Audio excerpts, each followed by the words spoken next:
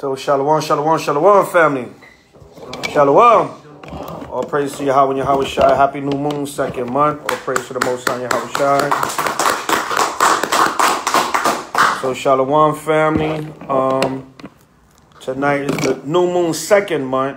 All right, and this is the month where you can also make up the Passover if you didn't keep it in the first month, or you know, you didn't get a chance, or your spirit wasn't right, Salakia, or whatever the case may be.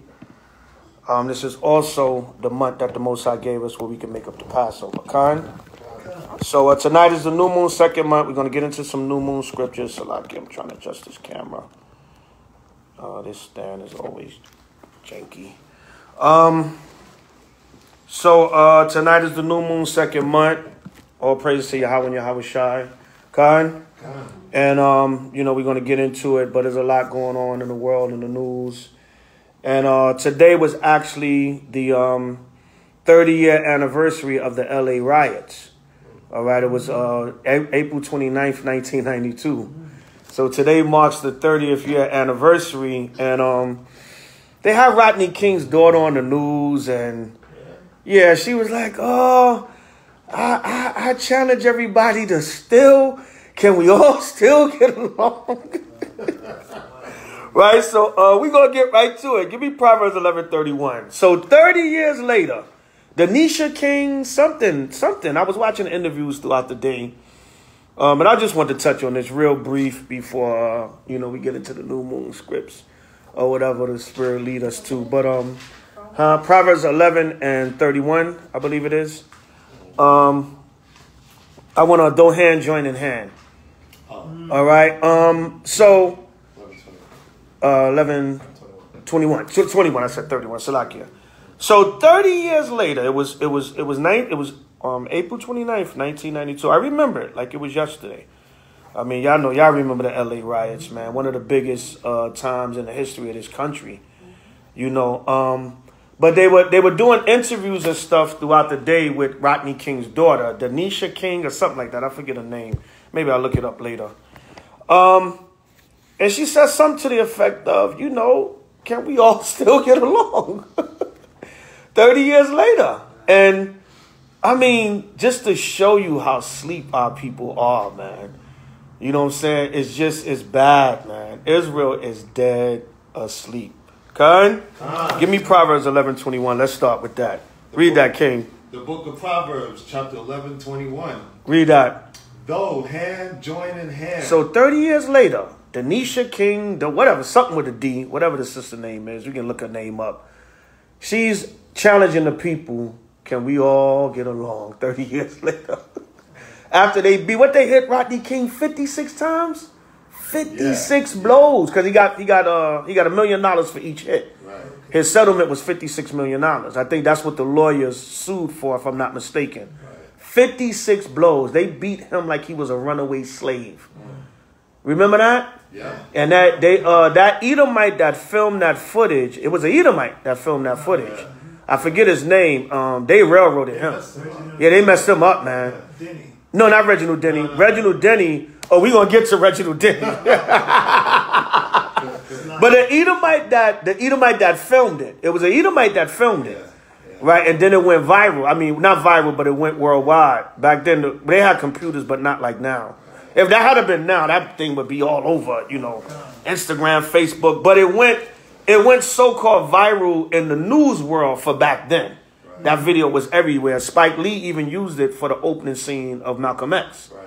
Because Spike was like, you know, this is the stuff Malcolm was talking about, and it's still happening today in 1992.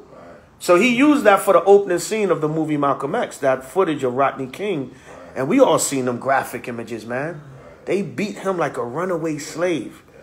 But then his daughter want to talk about, can we all still get along 30 years later? So I was watching one of the YouTube videos, and somebody said, no, look at George Floyd. We can't get along 30 years later. George Floyd was just, what, 2020, right? During the pandemic. That was 2020.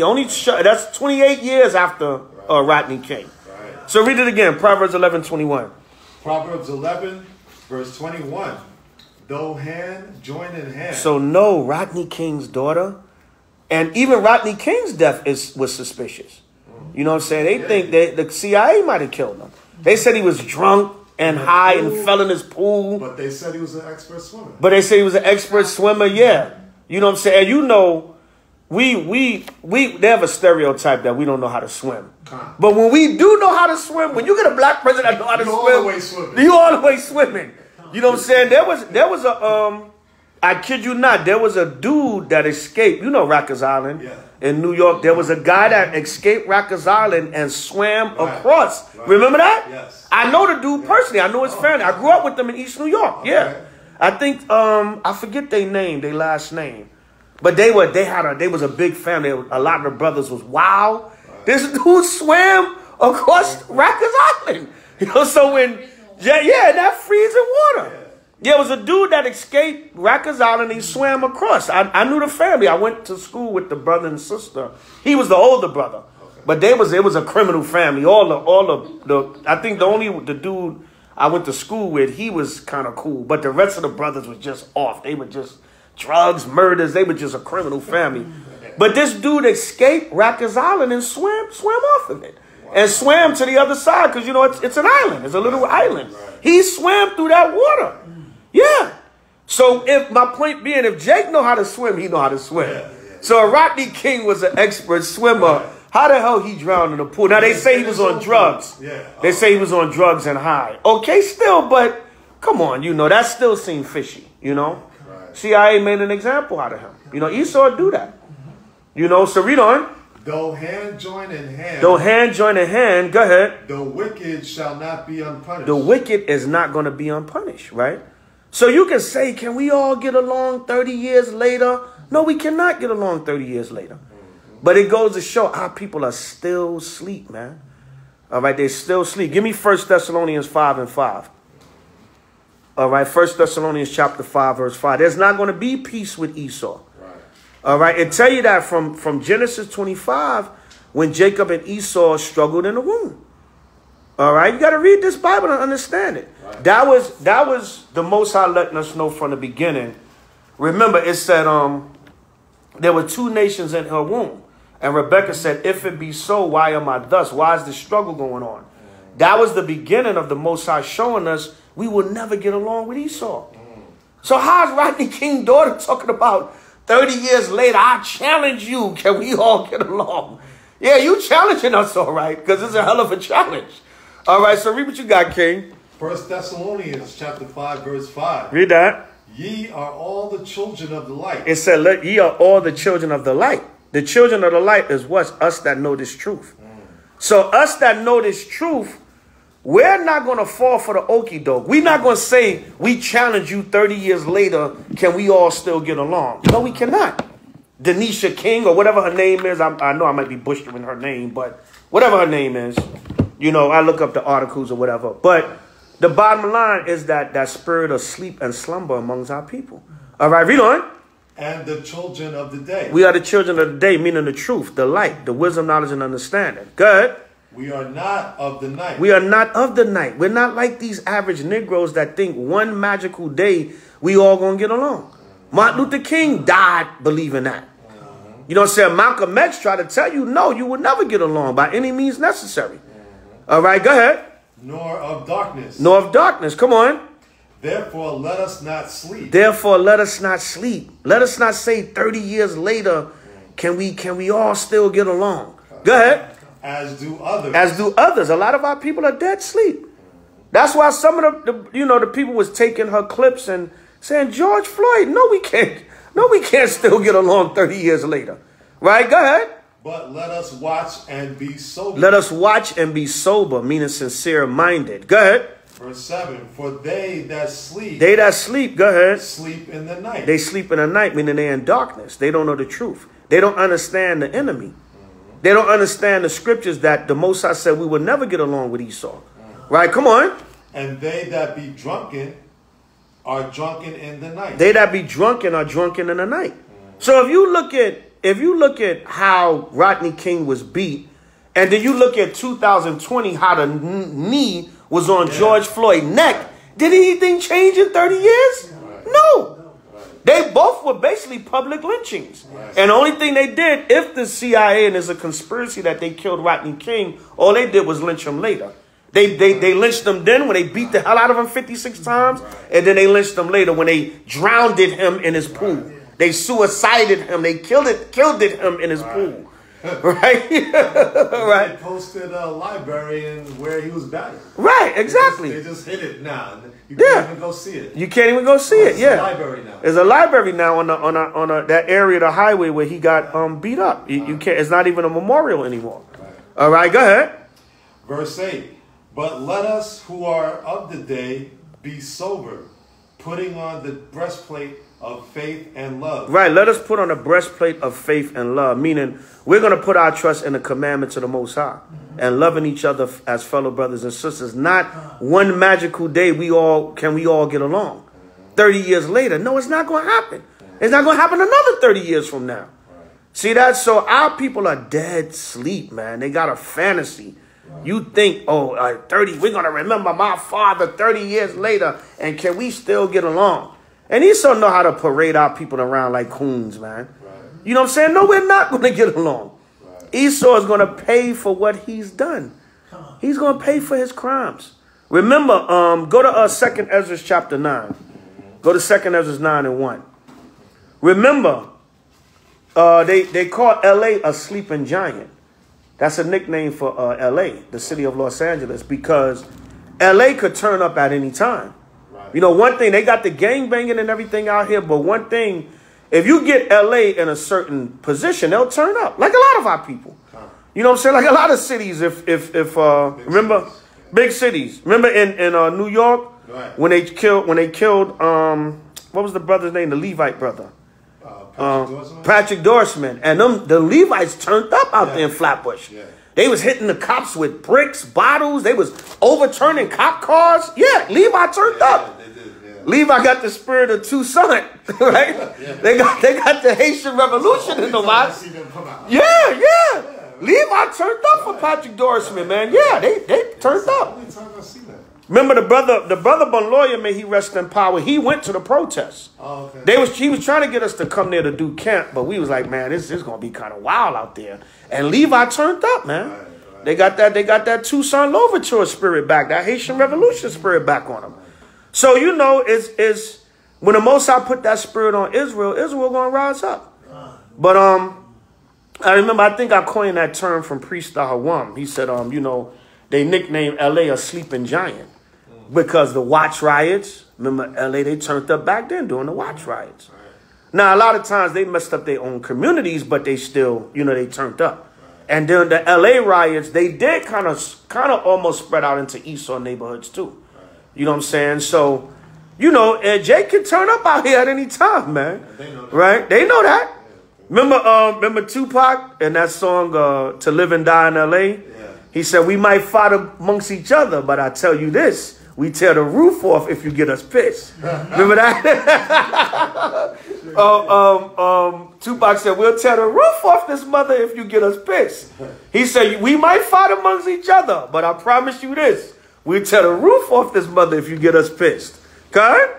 Yeah, man. Pac said that. And even though Pac was New York, but he became L.A., you know what I'm saying? But basically in that song, the song was an ode to Los Angeles. It was like a Los Angeles anthem. But he was talking about the spirit of L.A. And, you know, we get on the gangbangers and the gang culture out here or whatever, but L.A. do have that spirit. They will turn up and they'll resist and they'll go against the police. Remember, they shot them cops in Compton, man. They shot them sheriffs in Compton and then went to the hospital and made mockery. Yeah, you know what I'm saying? So these L.A. cats got kind of a different spirit on them sometimes. You know, they will bang on each other and kill each other, but they will go against the police. You know what I'm saying? The Watch riots, the Rodney King riots. So they will turn up if need be. Okay? Right? So that's what Pac was saying in that song. You know, we'll tear the roof off if you get us pissed. Right? So read 2nd Ezra 9, start at 1. The book of 2nd Ezra, chapter 9, verse 1. He answered me then and said, measure thou the time diligently in itself. The Lord said, measure thou the time diligently in itself. And see, remember, just because our people rose up 30 years ago, Most High can raise them up again. Right. This is all the spirit of the Most High. Right? Remember, don't the scriptures tell us in 1 Thessalonians 5 that we were just reading? It said it's going to be like a woman in travail. Remember, sometimes a woman pains, they accelerate, then they calm down. Then they accelerate again, then they calm down. Then she may go a couple of days without no pain. Then it come back again. So that's how the spirit of, don't get it twisted. Just because it's 30 years, you know, yeah, that's 1 Thessalonians 5. Just because it's 30 years, don't mean the Most High can't make this place turn up, man. Kind? Right, go ahead. And when thou seest part of the signs past. Is Rob here? I didn't see him out. You didn't see him? Yeah, because he might be coming. That's why his wife went. You saw his wife? Yeah, she just. Yeah, he should be bringing more chairs. Okay. All right, read that, Salakia. And when thou seest part of the signs past, which I have told thee before, then shalt thou understand. That it is the very same time, wherein the highest will begin to visit the world. The Lord said it's the very same time that he will begin to visit the world. Go ahead.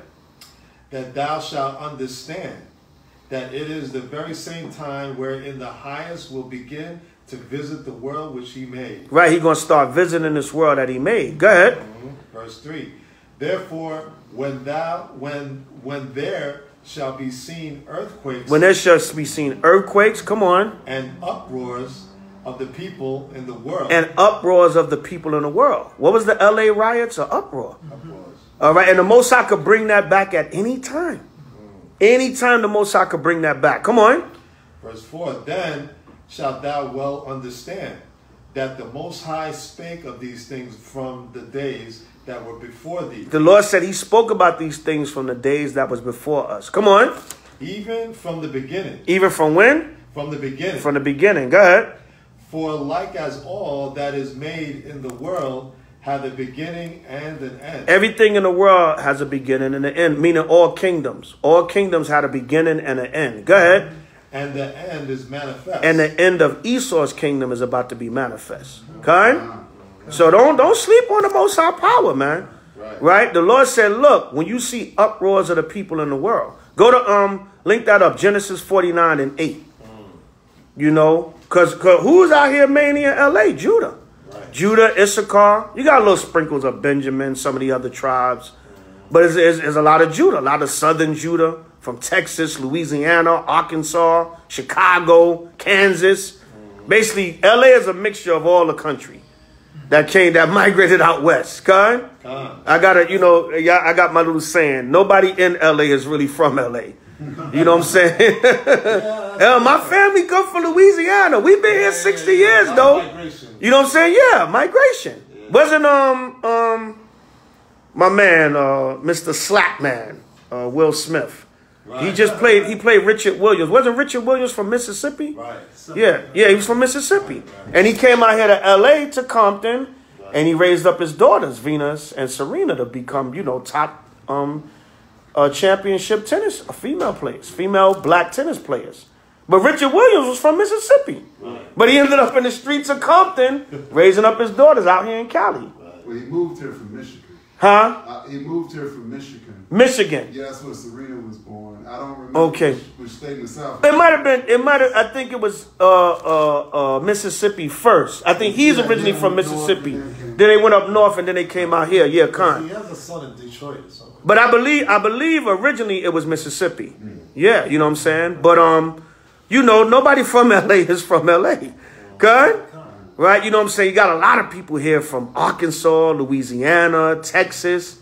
A lot of that, you know what I'm saying? So, it's just a mixture of Judah. That's all. Judah from the South, Judah from different parts of the country came out west. You know what I'm saying? But what did the Most High say? Genesis 49 and 8. Genesis chapter 49, verse 8. Go ahead. Judah, thou art he whom thy brethren shall praise. The Lord said, Judah, thou art he whom thy brethren shall praise. Meaning, H.O.I comes out of the tribe of Judah, and Judah would be the tribe that the Most High would raise up to put on the forefront to really spark the spiritual revolution of the tribes of Israel coming back. Along with the rest of the family, of course, also. Right, go ahead. Thy hand shall be in the neck of thine enemies. Meaning Judah would have some of the top positions in Esau's kingdom. He's always the neck, but not the head. Whether it be politics, whether it be sports, whether it be entertainment, Judah's always right there. Right. Even a lot of Esau's Fortune 500 companies, there's a Negro in the background somewhere running the show. Right. Or calling shots, and Esau really don't put them on the forefront. Right. But without that Negro, that company wouldn't be. I've seen it many times. There's always a Jake in the background. Right. You know what I'm saying? It's always a Jake in the background. Right, go ahead. Thy father's children shall bow down before thee. It said thy father's children, meaning the rest of the tribes, the Most High would raise up Jake. Why do you think the battle is so hard against Judah? Because Esau know the Bible. On the left-hand side, you know what I'm saying? He know, stay on the Negroes. Keep them destroyed. Keep them down. Keep them fighting each other. Keep the other tribes fighting them. Keep the other nations hating them. Because why? If the Most High raised them up, all the other 11 tribes going to get in line, and it's a wrap. You know what I'm saying? It's a wrap for the white man's kingdom. You imagine that? You know what I'm saying? The Negro, the West Indian, the Haitian, Hispanic, Native American, all in order, fighting together against this beast, man. That's why it's so hard. This thing ain't going to be easy because Satan going to throw so many stumbling blocks to keep that from happening. Okay? Right, come on. Verse 9. Judah is a lion's whelp. Judah's like a young lion's whelp. Come on. From the prey, my son, thou art gone up. Meaning the prey represents the fight. Jake has gone up from the fight. After the 60s, they got into politics and wanting to be accepted. They destroyed moves like the Black Panther Party. Remember that movie, or I'm Gonna Get You, Sucker? They said, what happened to the Black Panthers? They said they all got government jobs. Right? Because what? A gift destroys the heart. That's right. Right? Go ahead. One of them brothers, man, what was it? Bobby Seale or Rush, yeah. One of them, they had him on the front page of the New York Times with a barbecue spare rib in his mouth. I remember that, yeah. They had him on the front page with a pork spare rib in his mouth. I remember that years ago, we was holding that up at the camp, showing it. The New York Times, one of the main New York, and it wasn't one of the regular papers like the News or the Post. It was one of the more sophisticated ones. The Times or one of them. And they had, I think it was Bobby Seale, or one of the ex-strong Black Panthers had the man on there with a barbecue spare rib in his mouth. Now, what does a revolutionist that was fighting for his people, damn near ready to overthrow the government, got to do with eating a barbecue spare rib on the front of the... Because they like to break a lot of our strong warriors, man. They like to break them. You see what they did to CeeLo from Goody Mob? Remember, they was the first ones talking about the New World Order. Goody Mob, who's that creeping in my window? Wow. No, they was talking that stuff back then. Now CeeLo's bugged out. Does that make me crazy? They had him in a dress on the Super Bowl. Yeah, looking like a witch. You know what I'm saying? The man looked like a warlock or a witch with a dress on performing it. They broke that brother. They like to take the revolutionary strong, but them Goody Mob, they was, even though they came out of Atlanta, they was one of the first rappers really talking about the New World Order and the Illuminati. Okay? Right, go ahead. From the prey, my son. It said, from the prey, my son. Go ahead. Thou art gone up. Thou art gone up, meaning Judah is not. They left the fight. They got into politics and can we all get along and marching and singing and dancing. Then the 80s came along, the 70s came along. They got into disco and the heroin and the 80s. Then it's the crack and the cocaine and just, the gang started out. Then the drug gang started out. Just anything to distract us as a people from the fight. Okay? It said from the prey you've gone up, meaning you've left the fight. Come on. He stooped down. He couched as a lion. Right, so like in the 60s and certain revolutionary periods, it looked like Judah was crouching down like that lion ready to attack. Right? Fierce. Right? Go ahead. And as an old lion. But now he became like an old lion. What's one of the stereotypes on a Negro? Oh, y'all got lazy after King. Right? Especially a lot of the Caribbean brothers and sisters. Oh, you haven't done nothing since Martin Luther King. You got lazy. You don't fight no more. You don't stand up for nothing. Right? They're like an old lion now. An old lion without no fight in them no more. That's how Jake is. Jake has become complacent. He's laid back. He's complacent. He got his internet now. He got his little job. He got his sports. Esau give him a gift destroys the heart. Complacent. Right? Complacent. Yeah. Right? Go ahead. Who shall... That's why Rodney King's daughter is talking about, can we all get along 30 years later? Right. All right, go ahead. Who shall rouse him up? It said, who shall rouse Judah up, though? Who's going to stir up that lion? The truth is going to do it. That's the only thing that can get Jake back in a revolutionary mind. Because if you look at it, all the other agendas fail. Remember COINTELPRO? J. Edgar Hoover said there will not be a black Messiah to arise in the land. They locked themselves out. Can you open it up for them? Yeah, Yahweh got it. All right. So, you know, with that, the gate part, yeah. They probably locked themselves out the gate. But, you know, all the other movements basically phased out. So the only thing that can really save Jake now is the truth. There's nothing else. The Most High said in 1 Corinthians, he set the apostles for last. Right? You say the best for last, the truth for last. And nothing else really going to save our people. Not no politics. You know, oh my God, the politics is such a joke, man. You had your first black president, Bill Clinton. Right? He was nothing but a damn saxophone playing, cocaine sniffing, damn demon, man. Adulterer, a rapist, drunkard. I mean, we can go on and on. Then you had all these other so-called wannabe Democrats that didn't do a damn thing. Then you had, the Bush administration. They just straight up tell you they the devil. All right, Shalom Kings. Then you had your black president. Your wannabe so-called black president. That was actually a Hamite, not our people. Then you said, okay. All right. Then you said, okay. You said, okay, I'm gonna just give you the straight up. Are we just gonna leave the door open? Okay. No, but close it. Pull it closed anyway. All right. Yeah. Now it's getting cold, right? I was complaining earlier. I already got this one cracked, so that there's the wind, from both doors, it gets a little chillier. But anyway, then you have Biden come in, and he had the wannabe black woman, right, Kamala, which she's not a black woman. Right. To this day, I don't know what the hell she is. They say she's East Indian, she's Caribbean, she's white. Right. They brought out some conspiracy theorists said, oh, she's white. You know what I'm saying? She got Edomite in her. I don't know what the hell the woman is.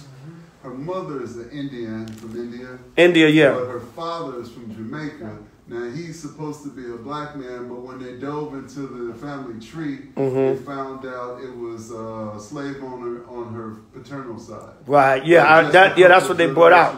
Right. Yeah, so a couple of generations, it was actually an Edomite. Right. Like Bob Marley. Right. You know what I'm saying? Yeah. Right. So, you got a little light brown chocolate covered Edomite possibly. Right. I don't know. I just, But, Yahweh brought it out. That's what I heard too. But whatever she is, she's not for us. Right. You know what I'm saying? She's not for us. Right. So that politics is just nonsense, pure nonsense. Right. So there's no hope. That's why I said, who shall rouse Judah up? Is a rhetorical question. Only the truth can rouse Judah up. Okay? So Rodney King's daughter talking about can we get along? No, we cannot. 30 years later, no, we cannot. We're going to stand firm with the Most High Yahweh in the truth, and we're going to separate from Esau and keep separating from him. And he's going to pay for what he did to Rodney King and all of our people. Okay? Read on that. Finish Genesis 49. That's the breakdown on Judah, a brief breakdown on Judah in Genesis 49. Go ahead. Yeah, go ahead. Verse 10. The scepter... the scepter shall not depart from Judah. The scepter or the scepter, tomato, shall not depart from Judah, meaning the leadership. The rulership and the leadership, the scepter represents rulership. It shall not depart from Judah. Go ahead. Nor a lawgiver from between his feet. Go ahead. Until Shiloh comes. Until Yahweh shall come. Go ahead. And unto him shall the gathering of the people be. Unto him shall be the gathering of the people, meaning Yahweh Shai. Khan? So that's why I said all the tribe, all the 12 tribes, all the nation, all the world is going to bow down to Judah because Yahushua is Judah. Khan? Ain't nobody got nothing to say when he pull up. Khan? All right, go ahead. 11. Blinding his foal until the vine, and his ass's colt unto the choice vine. Go ahead. He washed his garments in wine. Go ahead. And his clothes in the blood of grapes. Right, that's just going into the prophecy of how Judah, likes wine. That's an attribute and characteristic of Judah, liking that wine. And Yahushua had that characteristic also. Remember, they called him a wine bibber. Remember, he turned, Yahushua said, let's get this party going, man. He turned water into wine at the wedding reception. Khan? Man, don't give me no water, man. Where's some wine at? All right, you ain't got no wine. We're going to turn this water into wine. Khan? Right, so that was just a prophecy on Judah, liking the wine or the drink or that bottle. Khan? Right, but anyway, the main point I wanted was who's going to rouse Judah up. So just because it's 30 years later with the Rodney King riots, no, we should not be seeking to all get along.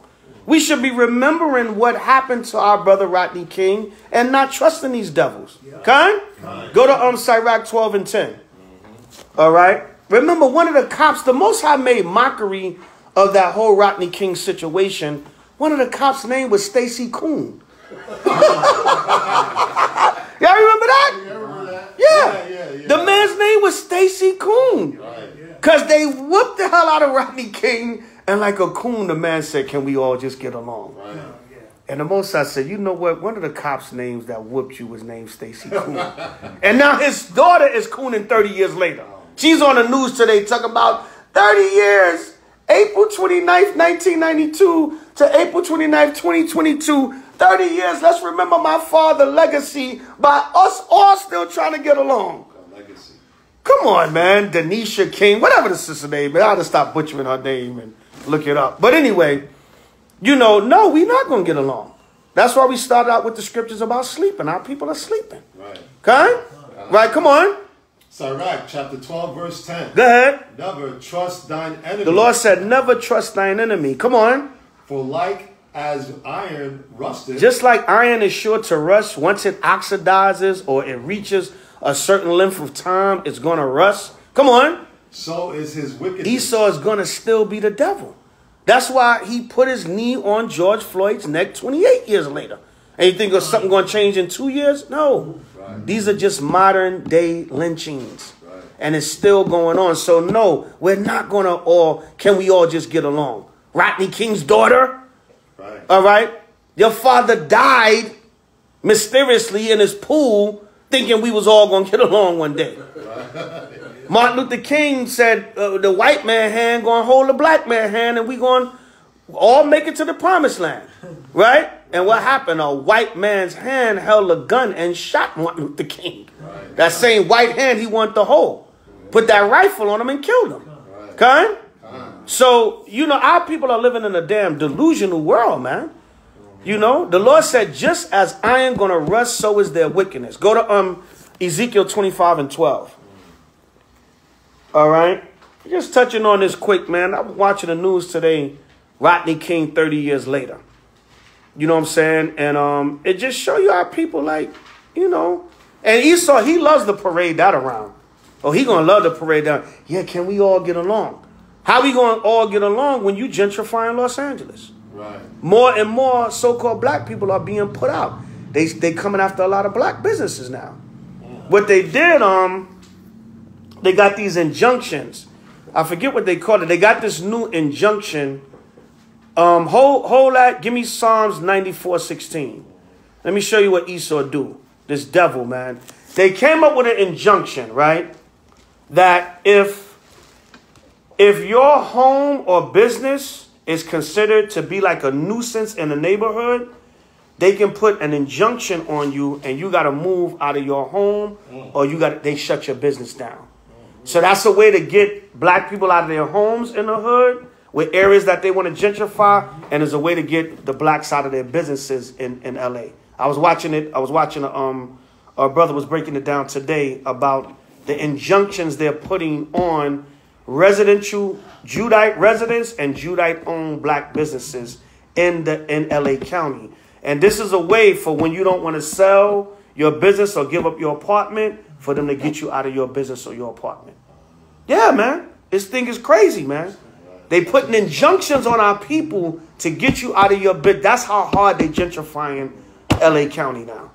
All right, so read what you got, King. Psalm 94, verse 16. Go ahead. Who will rise up for me against the evildoers? Right, who's going to speak out against the wickedness being done to our people? Then Rodney King's daughter talking about, can we get along 30 years later? No. Because they throwing Negroes out of their homes and businesses to gentrify you. Right, go ahead. Or who will stand up for me against the workers of iniquity? Who's going to stand up against this wickedness that's going on? Right, come on. Unless the Lord had been my help. Unless the Lord was our help, come on. My soul had almost dwelt in silence. We would have dwelt in silence. There would have been nobody to stand up and fight for us. There would have been nobody to stand up and fight for our people. If the Lord didn't help us, we would be silenced as a nation. And how is he helping us? By having the brothers out there on the street corners, with this truth. But if we didn't have him to help us, we'd have been silenced as a nation. Okay? That's why the scriptures say in Isaiah 58, cry aloud, spare not, lift up thy voice like a trumpet, and show my people their transgressions and the house of Israel their sins. We got to go out there and blow that spiritual trumpet. Joel 2:1, blow ye the trumpet in Zion. You know, because if the Most High didn't speak up for us, we'd be silenced as a nation. Right, go ahead. Unless the Lord had been my help. Unless the Lord was our help. Come on. My soul had almost dwelt in silence. Come on. When I said, my foot slippeth, thy mercy, O Lord, held me up. Right. It was by the mercy of the Most High. When we slipped, when Esau came against us, when we was down as a nation, only thing kept us going and keeping us going is the mercy of the Most High. Right. Come on. In the multitude of my thoughts, within my comforts, delight my soul. Verse 20. Shall the throne of iniquity... Shall the throne of iniquity... Throne represents rulership. Who's the rulership of iniquity? Esau, the devil. This kingdom. All right, go ahead. Shall the throne of iniquity have fellowship with thee? Right. Can we all get along 30 years later? No, we cannot. Shall the throne of iniquity have fellowship with us? No. Rodney King's daughter, 30 years later. Right, go ahead. Which frameth mischief. What does Esau do? Frameth which mischief. He frames mischief, come on. By a law. By a law, meaning what? Uses the law. They use the law to make these injunctions to get you out of your damn apartment because they want to gentrify it. To get you out of a business. You had a little ma and pa chicken shop in the Crenshaw district for the last 30 years. Esau like, I want the Crenshaw district. We're going to get you out, Negro. Yeah. Oh, you know what? The Rolling 60s gang, they be going there. This is the type of stuff they doing. Yeah. They be going there to buy their fried chicken, and then they be shooting at the other gangs. And they'll say it's that business fault that the 60s is over there gang banging, and they'll put an injunction on that business and get that business kicked out the neighborhood. Esau is the devil that the Bible speaks of. Right, Khan? What does he do compared to this Bible? This Bible tells it like it is. Right. It does what? Right.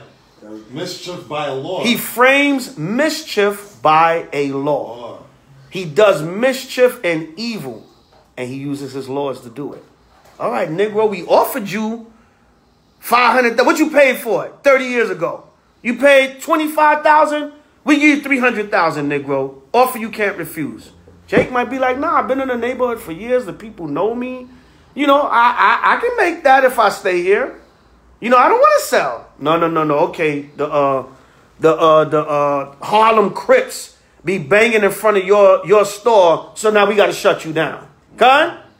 Man, ain't got nothing to do with the gangbangers. Yo, I ain't trying to stop them. They gonna shoot me. One way or another. You know, sometimes even the gangsters, if you a business in the hood and you cool, they'll leave you alone. You know what I'm saying? A lot of times they'll be like, yo, don't touch Mr. Robinson's store. Anybody touch his store, you're going to have problems. You know what I'm saying? Right. He's cool. Right. He gives back to the neighborhood. He cool. You know what I'm saying? Whatever. He don't bother us. We don't bother him. But now this is what they doing, man. They frame mischief by a law. Mm-hmm. All right. Give me Isaiah 10:1. Rob Judah. You had your hand up? Oh, yeah. That's what they usually do in the neighborhood. Like you said, a gate injunction. They put a gate injunction up there They will take over that property. That's what they was trying to do with Nipsey Hussle's property. Yeah, with the Crenshaw district. They wanted that property. LAPD was always messing with them. Yeah. And see, part of that whole thing is a lot of theories on how Nipsey Hussle got killed. There's a lot of theories, you know, Shiesty Cuz or whatever his name, Shitty Cuz, whatever, Shiesty Cuz, Shitty Cuz, LAPD, whoever. There's a lot of theories, you know. Some people think he was sacrificed, you know, whatever. But one thing, they did want that Crenshaw district. I know that myself from me passing through Crenshaw. From when I first came out to LA in 2010 to now, Crenshaw even looked different to me. From 11 years, 12 years now. Yeah, Metro bought all that. When I first came out here in 2010 to how, when I passed through Crenshaw now, I remember it 12 years ago. It looks even different now. You know what I'm saying? Why? Because of the gentrification. You know what I'm saying? And you talking about, can we all get along 30 years later? No. They're putting people out of their homes. There was one man, I was listening to the brother Tariq, one of his latest podcasts, and he was bringing out how there was one brother that, a sister, I believe, and they bought a brother, one of them. They bought him out of his apartment, gave him $9,000. Now the brother's straight homeless because he took the $9,000. He was living between a hotel and his car. He was living back and forth. Some nights he'll save money and live in his car. But that money ran out. You know, constantly paying rent to stay in a hotel, the money ran out. Now the man is fully living in his car. And that's due to them bumping him out of his apartment. Wherever he lived, they wanted that building. You see that, man? Right. So no, Rodney King's daughter, we cannot get along 30 years later. Right. Right, go ahead. Isaiah chapter 10, verse 1. And that's definitely going to spark a race war because now you're taking away people's livelihood. Now, when you it tell you in 2nd Ezra's, every man shall spoil his neighbor for the lack of bread. 2nd Ezra 15, I believe that is. So now you're provoking a race war because now you're messing with people's livelihood. And we know how people are about their livelihood. Right. And then look, I'm homeless. I ain't got no food. I ain't got nowhere to live. What I got to lose? Right. I might as well go shoot something up and take what I can get. Right. I ain't got nothing to lose. Desperation. I'm dead anyway. Yeah. Con? All right, read that, brother. Isaiah 10 and 1. Woe unto them that decree unrighteous decree. What the Lord say? Woe unto them that decree unrighteous decree. Right, woe unto them that decree unrighteous decree. A decree is an established order. So they put these injunctions, like Rob would say, they've been doing the gang injunctions.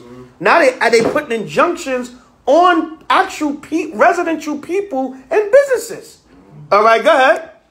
And that right grievousness which they have prescribed. What the Lord say?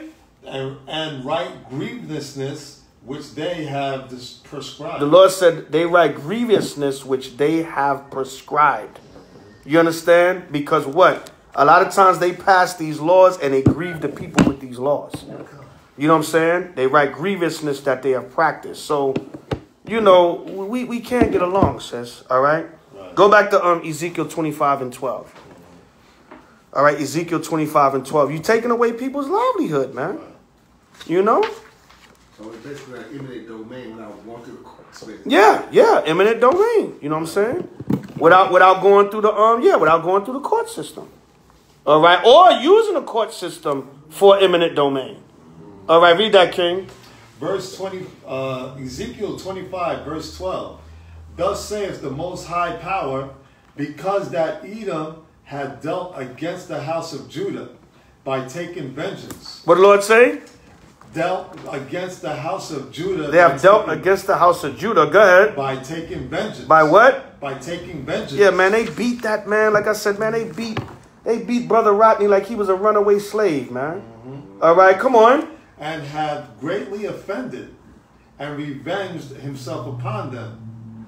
Therefore, thus saith the Most High Power, I will also stretch out my hand upon Edom. What did the Lord say? I will also stretch out my hand upon Edom. The Lord said he's going to also stretch out his hand upon Edom. Right? You reap what you sow. Right. You're going to pay for your crimes, right? Go ahead. I will cut off man and beast from him. What did the Lord say? I will cut off man and beast from it. The Lord said he's going to cut off man and beast from Edom. Go ahead. And I will make it desolate from Teman, and they of Dedan shall fall by the sword. Come on. And I will lay my vengeance upon Edom by the hand of the people Israel. He want to lay his vengeance upon Edom by who? By the hand of my people Israel. So we're not going to all get along. No, it's not going to happen.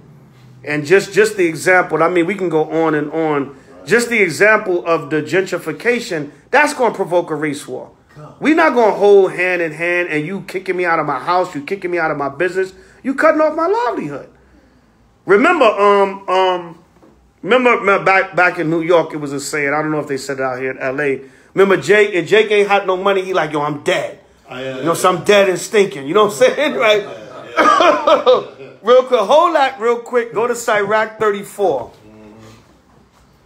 Go to Sirach 34 and 22. When you take somebody's livelihood, it's like you taking their life. We're going to read that now. Right. Scripture's going to tell you that. So if it's the Rodney King, the LA riots 30 years later, and we talking about can we challenge ourselves to all get along, or whatever Rodney King's daughter is talking about, or whatever the media is talking about. No, it obviously can't. And then you talking about LA where you got people, you taking people from their homes and they living in their cars now. You gonna start raising the people up. All right, go to Sirach 34 and 22. Read that. The book of Sirach, chapter 34, verse 22. He that taketh away his neighbor's living slayeth him. See that? When you ain't got no money, you feel like you dead and stinking. Right, yo, son, I ain't got no bread, son. I'm dead. You know what I'm saying? That was a slang, like especially in New York. Yo, I'm dead, son. Yo, son, you hanging out tonight? Nah, I'm dead, son. I'm dead, son. I got $2 to my name. I'm about to go get a 40 and watch America's Most Wanted. You know what I'm saying? That's my Saturday night. You know what I'm saying? I'm about to go watch Cops, and then after Cops, America's Most Wanted. Drink my 40 and crash out, son. I'll catch y'all next week. I'm dead, son. All right, read it again. Verse 22, he that taketh away his neighbor's living. He that taketh away his neighbor's living. Go ahead. Slayeth him. You kill him, man. You take away a man's livelihood. You kill him.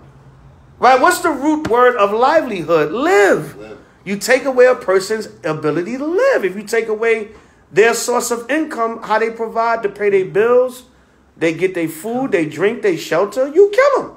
You basically, go ahead. And he that defraudeth the laborer of his hire is a bloodshedder. Right, you defraud the laborer of his hire, you're a bloodshedder. Because what's going to happen? That man going to say, yo, I need my bread. Right. Where's my money? Right. I'm coming back, and I'm going to hurt something if ain't nobody got my money. So if you defraud your neighbor, you a bloodshedder. Because you putting that man in a position where he going to want to hurt something. Right. Yo, I got to pay my bills. What you mean that you ain't got my money? You know what I'm saying? I'm about to go postal. You know what I'm saying? So if you take away a person's way to survive, is as if you kill them. Now, what happens to a person when they feel they ain't got nothing else to live for? They get suicidal or homicidal. Right. Okay? Right. They either gonna get suicidal or they gonna get homicidal. Okay? Yeah. Right? So what's gonna happen when Esau keep cutting people off from a way to survive? They're going to get homicidal towards Esau. Okay? So it ain't going to be no can we all get along 30 years later. This thing going to turn up. Okay? Right? So read that one more time. Sirach 34:22. He that taketh away his neighbor's living. If you take away your neighbor's living, go ahead. Slayeth him. You slay them. That's why people lose their job and they get depressed. They go into depression. I know people, man, that lose their job, got savings, and still get depressed because they just got to be working. They feel, I got to work. I got to work. I got to live. I got to pay my... Yo, calm down. The Most High give you another job. But some people they just feel like a fish out of water if they not working because that's their livelihood. Okay? They like, yo, I don't want to have to depend on nobody else. Some people just got that standard about them. I need to work so I can handle mine. So when you take away a person's ability to survive, it's like you kill them. Right. And once a person feel they ain't got nothing to live for, they're going to get homicidal or suicidal. Right. Or even worse, both. Right. I'm taking everybody out, then I'm going to take myself out. Yeah. And that's worse. Yeah. It sounds like going postal right there. Right, going postal, kind. Right? There's always work at the post office. No, there's always somebody going off at the post office. All right, go ahead. Right, go ahead. And he that defrauded the laborer of his hire. If you defraud a laborer, yo, I'm going to pay you $1,000 to shellac this ceiling for me. Get it nice and shiny. You know, I give you $1,000. You know, I get in here, I get a nice tall ladder. I sand the ceiling down, shellac it, get it nice and glazy looking. You know, from here all through. Oh, job is done. $1,000. Right. You know, I'm going to put something on my car note. I pay my cell phone bill. Go take my children spring clothes shopping. All right, you know. Right. I'm going to be broke afterwards, but I'll be able to take. Once I do all that, I'm straight. Right. If I'm broke, everything is paid for. I'm good. Now, I ain't got your money. What? Right. That man going to start seeing red. What you mean you ain't got my money? I have plans with my money. What you mean you ain't got my money? Jake always dying in the street all the time. And the nigga beat me for 5,000, son. We can't play that. You know what I'm saying? So you defraud the hirer of his labor, even though it's on an ignorant street level. But Jake said, yo, I gave him that work. That's right. He ain't got my bread. You know what I'm saying? You know, and Jake, do you know what? You know what I'm saying? Yeah. Next thing you know, dude is found somewhere. Now I gave him that work. He defrauded me of my hire. Even though that's on the street level, but anything, man. How many people get fired off their job, go back to the job and shoot it up? Yeah. Because what? You took away their will to survive. That's right. So, you know, Rodney King, 30 years later, they talking about, you know, can we challenge ourselves to still all get along? No, we cannot. Because you putting these injunctions on people right in L.A. where the riots happen. You damn near about to start another. You about to start a housing and business riot. You about to start a hell no, we won't go. And people going to be angry. People going to be upset at the blatant acts of racial gentrification. I'm going to put it like that. Okay? So we're not all going to get along 30 years later. You know what I'm saying? Right, read on. And he that defrauded the laborer of his hire is a bloodshedder. So that's it on that. Go back to, what was that, Ezekiel? Ezekiel 25 and 12. Yeah, read that. Read that through. And from there, we're going to go to Amos. But read Ezekiel 25. Showing you, man, just touching on this whole Rodney King 30 years later. Right. You know, you Negroes still want to be some coons. Right? Yeah. Like Stacy Coon. All right? Even back then, I was like, damn, the Lord got a sense of humor, man. One of the cops' last name is Coon, man. Stacy Coon. Read that, King. Finish out Ezekiel. Yes. Ezekiel 25 and 14. Come on. And I will lay my vengeance upon Edom. Come on. By the hand of my people, Israel. So it's not going to be, no, can we all get along? The Lord said he's going to use Israel. Don't matter if it's 30 years later.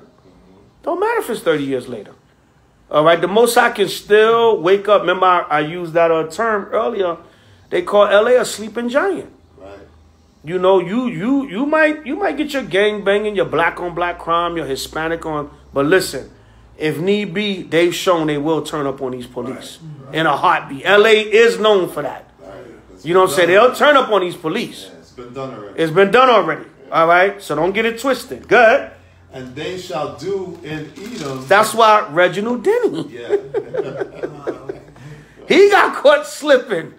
And they pulled him out of that tractor trailer. And them brothers was bashing that Edomite and dancing afterwards. Right. Okay? Right. So don't sleep on L.A., man. L.A. will turn up if need be.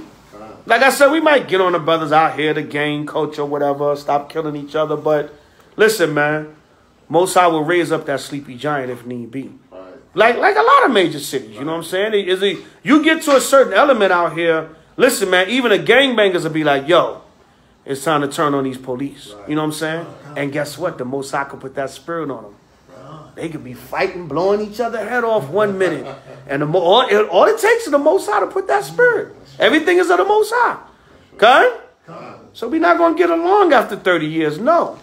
And we all just get along. You know what I'm saying?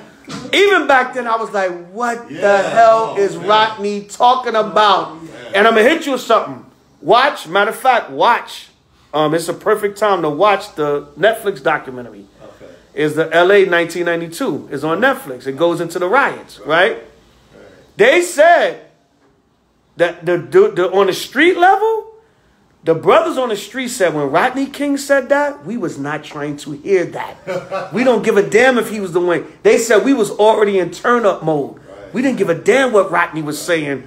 We was tearing up in L.A. Right. We didn't give a damn about that. Can we all get along? We were ready in New York. Right, exactly. You know what I'm saying? Yeah, come on. Remember, it got so bad, Henry Kissinger made a statement and said, oh, if we send NATO troops if we sent international troops into LA right now, we would be seen as a Gestapo or something like that. I forgot something like that he said. We would be seen as an occupying army, something. Yeah. Henry Kissinger spoke about sending NATO troops into LA. Wow. That's how bad the government said it was getting. And he was like, oh, we would seem like a dictatorship country or something like that. I forget his exact quote. You can look it up. But Henry Kissinger spoke about sending NATO troops into LA because of the riots. And that was one of the things they said they didn't want it to start spreading to other cities. But the brothers out here on the street level, they said, we not trying to hear you, Reggie. I mean, Rodney. Reggie's white boy that got his behind beat. They said, we not trying to hear you, Rodney. Now, remember Sean Bell, right, in New York, 50 shots, right? And Sean Bell got killed. His wife, Al Sharpton and them coached her. She went on Larry King Live and said, no, I don't hate the police and all police are not bad. And it just killed the whole momentum. Everybody was like, what? That was Queens. They was expecting her to go up there and go in. This is a racist police department. It needs to change. If he was a white man, they wouldn't have did that. No, I don't hate the police, and I don't think police are bad. But Sharpton told her, we're going to get that money. We're going to get that money, so just go up there and... Everybody in New York was like, huh? Everybody just went, oh. Everybody, huh? Cass was sitting back. Cass shut down the drug block just to see what she was going to say. And she just... She took all the air out of all the momentum out of the revolution. Because Jake was like this, kind of like this in New York, like ready to turn up a little bit. Hey, all right, let's hear from his wife. And she, well, if you ain't mad, we ain't going to be mad. So it took it. But out here, the LA brothers was like, hell no. Rodney, that's how you feel. We about to go handle this Reginald Denny right here. They was not trying to hear Rodney King. Watch the LA 1992. If it's still on Netflix. Good, excellent documentary. Excellent documentary. And it's timely because we in that 30-year anniversary. Kind? Yeah, man. So no, we ain't, no. You know, them LA brothers was like, yo, I was loving that. I was like, yeah. You know, some brothers like, no, Rodney, we don't care. And it would make sense that they would chill out because he was the one that got beat. They was like, nah, this is deeper than you, Rodney. You know what I'm saying? Them LA brothers was ready. They was ready. They said, nah, we going to tear something up. And they beat the hell out of that damn Reginald. That man had reconstructive surgery on that damn face. Had that Edomite looking like the damn elephant man. You know what I'm saying? Yeah, man. And listen, the Most High can easily raise that spirit back up at any time. Don't get it twisted. So, no, once again, I know I repeat myself, but Rodney King's daughter, no, we not going to challenge ourselves, or whatever the hell she said, to all get along 30 years later. Rob Judah. Yeah, because that was part of the police harassing us. Yeah, it built up. Yeah, it built up. It built up. You know, they was harassing us more, actually, when OJ got off. Right, when OJ got off your con. Then when the LA riots. Right. See, that's why it wasn't, they said by that time, it ain't even about Rodney King no more. This is a buildup. Right. And see, when you check out the documentary, they went back to the 60s with the Watts riots. Right. So it was like, yo, they went back to the chokehold. Remember that chokehold they used to do? Richard Pryor talked about that chokehold in one of his comedy specials back in the 70s or 80s. They had that chokehold, and they was using the fact that, damn good documentary, that LA 92. But they was using the fact that a lot of the LA brothers was Sherm heads. They said they was high on Sherm, and when they high on the Sherm, we can't disarm them. We can't. It's hard to take them down because when they high, they got this super strength. So they said they was using a chokehold to calm the brothers down that was high on Sherm, but it was killing a lot of. They was putting a chokehold on brothers and it was killing them. You know what I'm saying? So then they had to say, well, but all that was a buildup. Jake, like, you choking us out. We rioted back in the 60s because of the racism and the brutality. It's just all just leading up, man. Now you're going to beat the hell out of this brother 56 times on camera. Man, listen, Rodney, go sit your ass down somewhere. We already turned up. You want to talk about all getting along? We turned up already. And the same Most High can raise it up at any time. Tasha running around that time. Yeah, Tasha, it was a build-up, man. It was a build-up. That story is so sad, man. Yeah, that's it. That Tasha Hart, that damn gook. And that gook got probation, man. Yeah, man, that gook got probation, brother. You know, but yeah, that was all around that time. Because I remember they were interviewing Omar Epps, and Omar Epps said they was that was around the time they was filming Juice. All that with Tasha Harlan and all that energy around that time. They said, like, Tupac came on the set one day and he was just pissed. And he was like, yo, man, y'all don't see what's going on in the news? What's up with y'all? But, they young. They worried about filming a movie and making their money. So Omar was like, we was all looking at Pac like, what's up with him? And they found, that's when they found the baby dead in Harlem. That's where he wrote Brenda's Got a Baby. And Omar Epps was like, this is New York. We hear about that on the news all the time.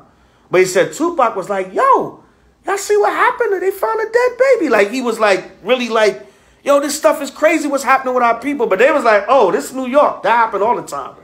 You know what I'm saying? This is New York. You know what I'm saying? They was like, numb. You become desensitized. But all that was around that time, just building up to that anger and tension. And, and then probably some of the brothers out here was probably even looking at stuff going on in other parts of the country. Right. Not just LA, like they doing this to our people everywhere. Right. Right, so go ahead. And they shall do in Edom according in my anger. They're going to do in Edom according to the Most High's anger. Go ahead. And according to my fury. And to what? According to my fury. Right, it ain't going to be no, can we all just get along 30 years later. It's going to be the wrath of the Most High coming down. And it's going to be payback and vengeance time. Come on. And they shall know my vengeance, saith the Lord God. Come on. It's going somewhere else. Oh, that's it on that. That's it on that. Go to Amos. Amos 1 and 11. Ain't no hand joining in hand and no getting along. No. You know what I'm saying? There's going to be some judgment and some punishment meted out with this 30 years later in the Rodney King riots. All right, give me Amos 1, 11, and 12. Okay. The book of Amos, chapter 1, verse 11. Go ahead. Thus saith the Lord, for 3 transgressions of Edom. Right, for 3 transgressions of Edom. Go ahead. And for 4. Meaning basically for all the wickedness that Edom has done. Come on.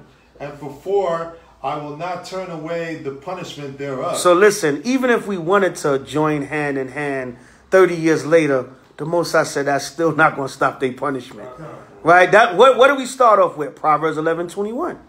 Though hand join in hand, the wicked shall not be unpunished. So even you could talk the talk, but no. The Most High ain't walking that walk.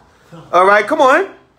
I will not turn away the punishment thereof. The Lord said he will not turn away the punishment of Edom thereof. It's nothing we can do. It's nothing, even if we, Lord forbid, if we took off our damn fringes and said, oh, I want to love Esau now. Hallelujah. I'm going to the big Baptist church on Crenshaw. Right? Moses said, okay, Negro, I'm going to judge you and I'm going to judge Edom. I'm going to judge you right along with Edom. Karen? So the scriptures say is nothing you can do against the truth, but for the truth. So Lord forbid, if we took our fringes off, Lord forbid, and said, no, Rob, we got to go to church tomorrow. I come in clean shaven with a suit and tie on.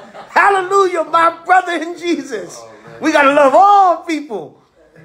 Right? It'll be about 10,000 videos made about me. Right? Oh, they were loved. I knew that nigga was off. Right? We told y'all Zabak was off for years. Right? We tried to tell y'all, right? He back in the Christian church. Hell no. But even if, Lord forbid, with a 10-foot pole, but that's not going to stop the Most High judgment. Right? We can do nothing against the truth but for it. Read on. There's somebody had their hand up? Oh, yeah. Yeah. So that could lead up to the other scripture that says those who justify the wicked. Right. And condemn the just. Proverbs 17:15. It's an abomination. Yahweh? And the other thing about that, when Rodney King made that statement, he wasn't even in Los Angeles. There wasn't no brothers around him. He was in Beverly Hills when he made that statement. Right. So that's, I didn't know where the hell he was at. I know he was in California. No, I was in Beverly Hills. So right, that's a lot of people that want to follow it also. Right. Because there was a disconnect there. He's over with the enemy, the same people that beat him up. Right, telling people in the city to calm down. And they probably told him to do that because of the money and everything. You know.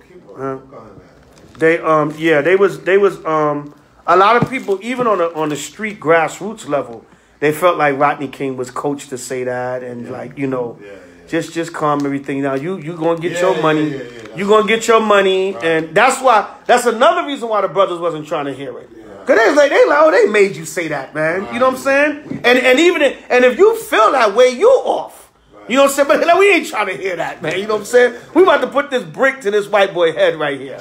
You know what I'm saying? It's a sellout move. Yeah. It's the same as if you get whipped by on the plantation, then you're over at the big house trying to calm everybody. Right. They beat that brother like a runaway slave, man. All right, read that, King. Okay. Amos chapter 1, verse 11. Go ahead. Thus saith the Lord, for 3 transgressions of Edom. For 3 transgressions of Edom, come on. And for 4. And for 4, come on. I will not turn away the punishment thereof. Meaning Esau going to pay for everything he's done to our people. We don't give a damn how many Negroes say over 30 years, can we all still get along? We going to challenge my father's dream, my father's vision of us all getting along. It don't matter. Read it one more time from the top. Thus saith the Lord. Go ahead. For 3 transgressions of Edom. For 3 transgressions of Edom. Go ahead. And for 4. And for 4. Go ahead. I will not turn away the punishment thereof. The Lord is not going to turn away Edom's punishment. Come on. Because he did pursue his brother with the sword. The Lord remember what he did back during the time of the Babylonians. All right, come on. And did cast off all pity. Never had no pity for us. He cast off all pity from then till now. When has the so-called white man ever had pity on us? Never. Ever. Right? Go ahead. And his anger did tear perpetually. Esau what? And his anger did tear perpetually. It said Edom's anger teared against us perpetually. So the white man been tearing our people up forever. That's basically what the scripture is saying. So you can join hands. You can say, can we all just get along? Can we all just get along 30 years later? The Most High said, no. Esau's anger tore perpetually. So I'm going to get him. Right? Come on. And he kept his wrath forever. He kept his wrath for what? Forever. So how we going 30 years later? We going all get along, but he going to keep his wrath forever. All right, we don't serve a God that's like that. Right? Come on. We don't serve a power that's like that. Come on. But I will send a fire upon Teman. Come on. Which shall devour the places of palaces. Devour the palaces of Bozrah. Right, so Teman and Basra were ancient cities in Edom. Today, that represents Esau, America, and all his great cities today. He's going to send a fire upon them. A nuclear fire. Okay? So, by Shema Mashiach Yahushua. So if you wanted 30 years later to get along in LA, wherever the hell, it's not going to happen. All right, our people got to stop sleeping. That's why we read Thessalonians earlier. Give me Isaiah 3:15. Isaiah chapter 3, verse 15. Just wanted to touch on this thing real quick. Couple of precepts with this whole Rodney King 30 years later. I'm gonna pay attention this weekend, man. Because I'm going to see how they're going to try to spin this one around. All right, 30 years later, can we all still get along? No, we cannot. All right, read what you got, King. Isaiah 3:15. Come on. What mean ye that ye beat my people into pieces? What mean ye that you beat my people into pieces? What you think you doing by doing that? You think you're going to destroy my people? Right. You think I'm going to forsake them? You think you're going to beat them till they don't exist no more? Right, come on. And grind the faces of the poor. And what? And grind the faces of the poor. And that's what they do. They grind our faces because we poor. Because we don't have anything. We don't have no resources. We're not together as a nation. We're not unified. So what do? They grind our faces. Right? Go to Proverbs 22:22.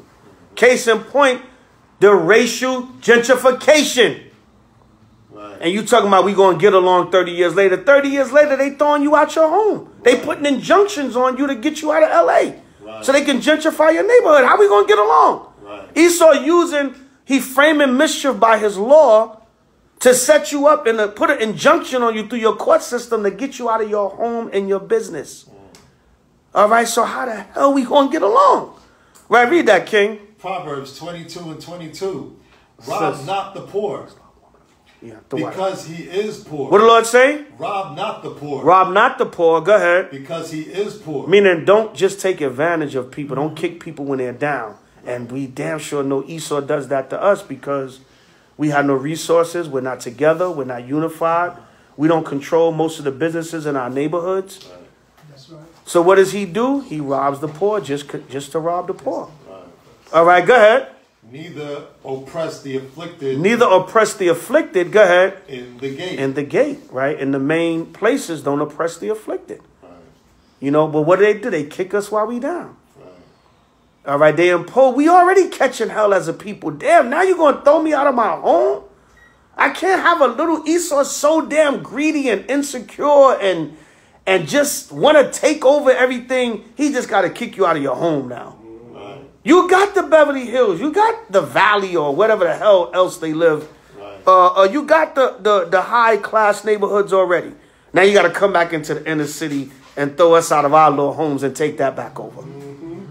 Like the devil that the Bible speaks of. And you want to talk about 1992, April 29th to 2022, April 29th, 30 years. Let's challenge ourselves to all still get along. It ain't happening. Not happening. All right, so the Most I said in Ezekiel, like what happened with Reginald Denny, that's what's going to happen. That's your all. Can we all get along? Yeah, when it's even Steven. Con? When we ratchet it, it ain't going to be even. It's going to be doubled according to Revelation 18. Con? So that's it on that. Any questions or comments? Any memories brothers want to share about 92? Rob Judah? What's that scripture when it says Esau wait like a lion on his prey? I can't remember. Yeah, go to get that. 1 Peter 5 and 8. Right. Get that real quick. 1 Peter chapter 5 and verse 8.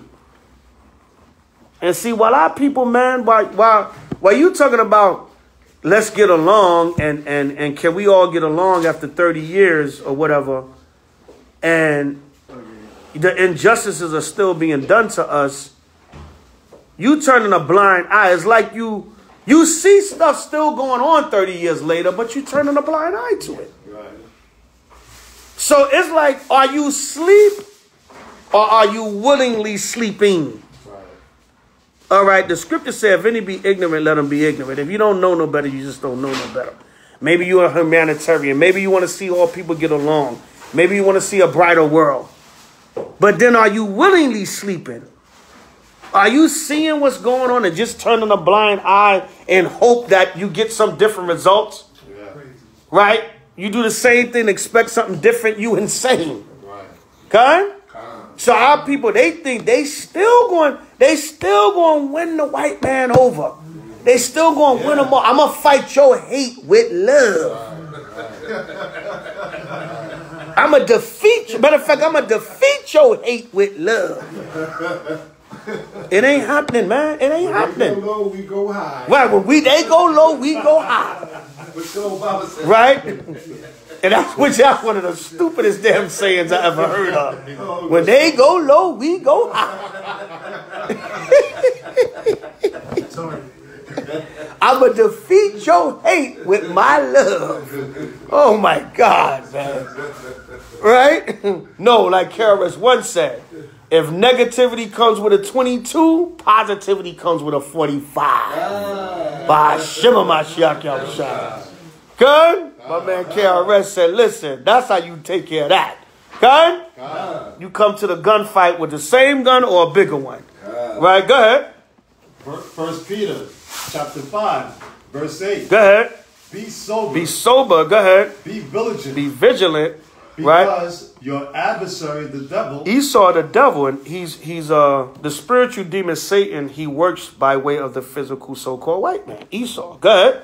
as a roaring lion, walketh about, seeking whom he may devour. Right. Remember in Job, Satan came before the Most High, and the Lord said, "From whence comest thou?" Right. And he said, "From going to and fro and up and down to the earth." Right. Who does that in the flesh? Esau. That man is everywhere in everybody's affairs, everybody's business. Right. He's going up and down, to and fro throughout the earth. Okay? Yeah. Hold that. Go to Proverbs 4:14. Hold 1 Peter's. Link that up with Proverbs 4:14. Yeah, man, this man is in everybody's affairs, everybody's business, all over the earth. You know what I'm saying? Telling you what to do, how to do it, gentrifying your neighborhood now, right? They don't already stole Inglewood. Right. They put that stadium out there and stole Inglewood. The Inglewood was one of the first ones to go. Right. They were complaining 3-4 years ago. They built another stadium, yeah. Yeah, current. Right across the street. All right, I'm going to hit you with something. They starting to hit Vegas. I was out there with Kadash and them a couple of weeks ago. They starting to hit Vegas. Then they coming into Vegas because they doing all this building in Vegas now. Now, Vegas used to be affordable. Everybody had LA flight. Yeah. They was running from LA to Vegas. Now they pushing them to the outskirts of Nevada now. Pushing them 30, 40 minutes outside of Vegas now. Right? So it's everywhere. Right? You Negroes, Esau coming for you everywhere.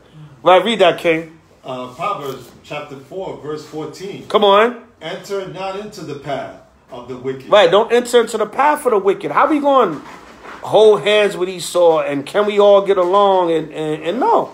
The Lord said don't enter into the path of the wicked. Come on. And go not in the way of evil men. Don't go in the way of evil men. Right? Go ahead. Avoid it. What did the Lord say? Avoid it. Avoid it, man. Get the hell away from them. No, we are not going to all just get along. All right, come on. Pass not by it. Pass not by it. Stay far from it. Right, go ahead. Turn from it. Turn from it. Go ahead. And pass away. And pass away. Come on. For they sleep not. They sleep not. Go ahead. Except they have done mischief. If they don't do some evil, they can't sleep. That's why Peter said, be sober and vigilant, because your adversary, the devil, walketh about seeking whom he may devour. They can't sleep unless they do something evil. Right, go ahead. And their sleep is taken away. Their sleep is taken away. Go ahead. Unless they cause some to fail. They got to cause somebody to fail. To fall. Esau got to get up out of the bed. Wait, I didn't kill enough Negroes today. Right. You know what I'm saying? Hold up. It's 3 o'clock in the morning. Yo, kill 10 more Negroes, then I can sleep. Come on. Right, listen, it's 4 o'clock in the morning. Create a new show just lying about reality.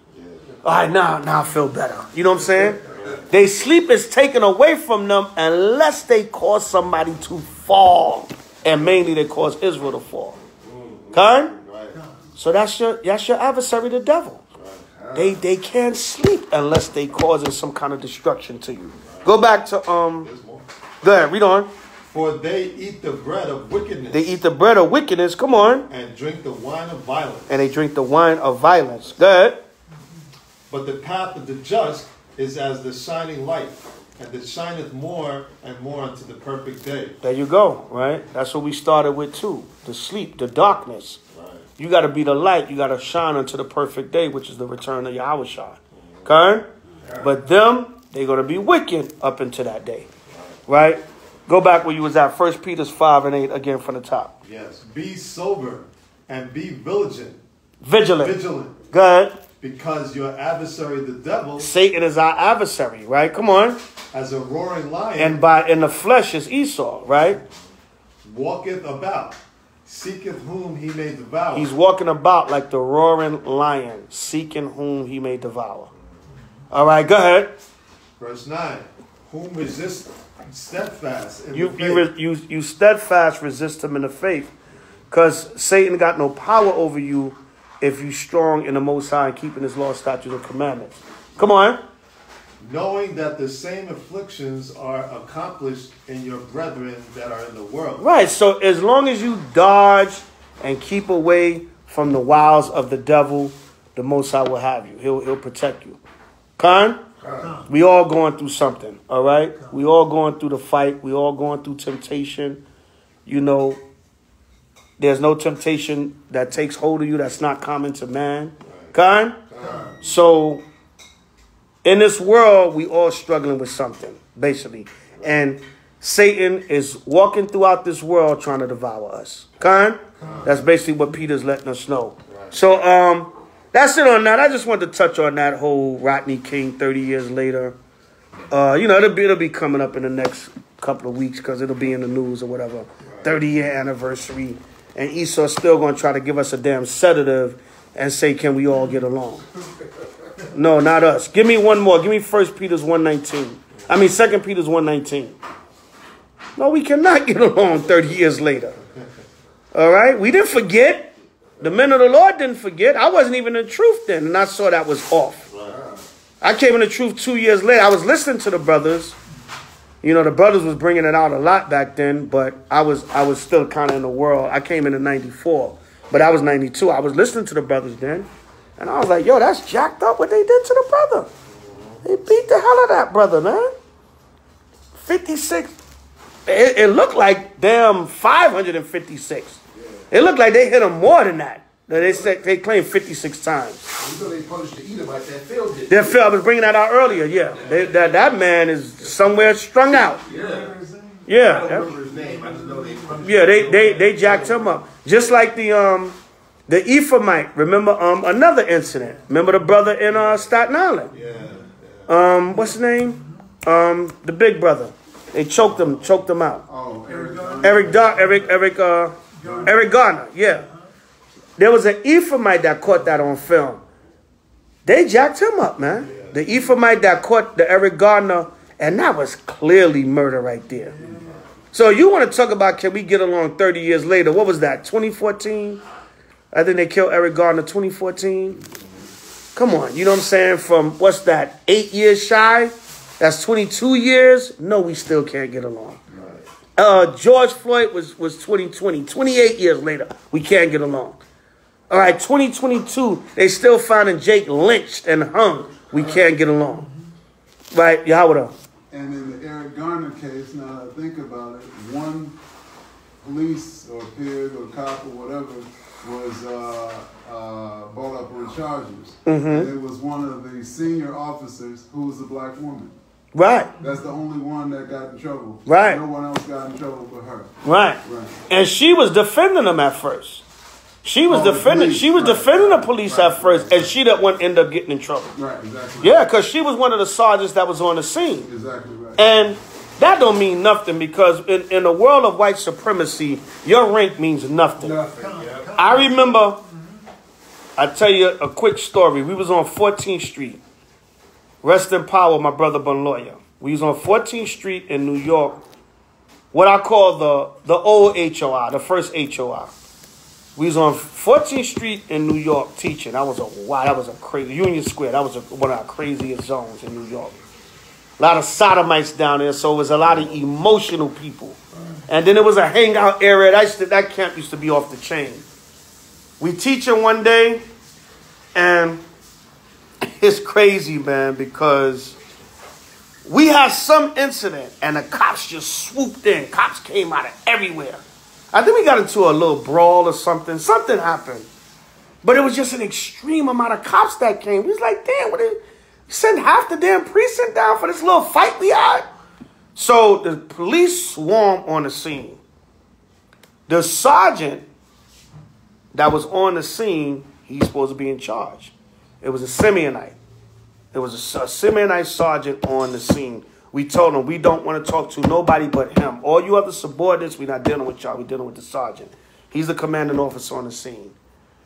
Some Italian damn near looked like a rookie, wet behind the ears, in uniform, came up and started checking the sergeant. And we was like, listen, the rank means nothing in a world of white supremacy. When he said to the sergeant, He was just checking him, just like Dutch sunning him, like moving him away from talking to us. And because we was like, we're not dealing with none of y'all subordinates. We dealing with the sergeant. Esau just came and took over. Start sunning the sergeant, telling him to go over here. And no, you guys can't talk to him. And what's the problem? Talk to me.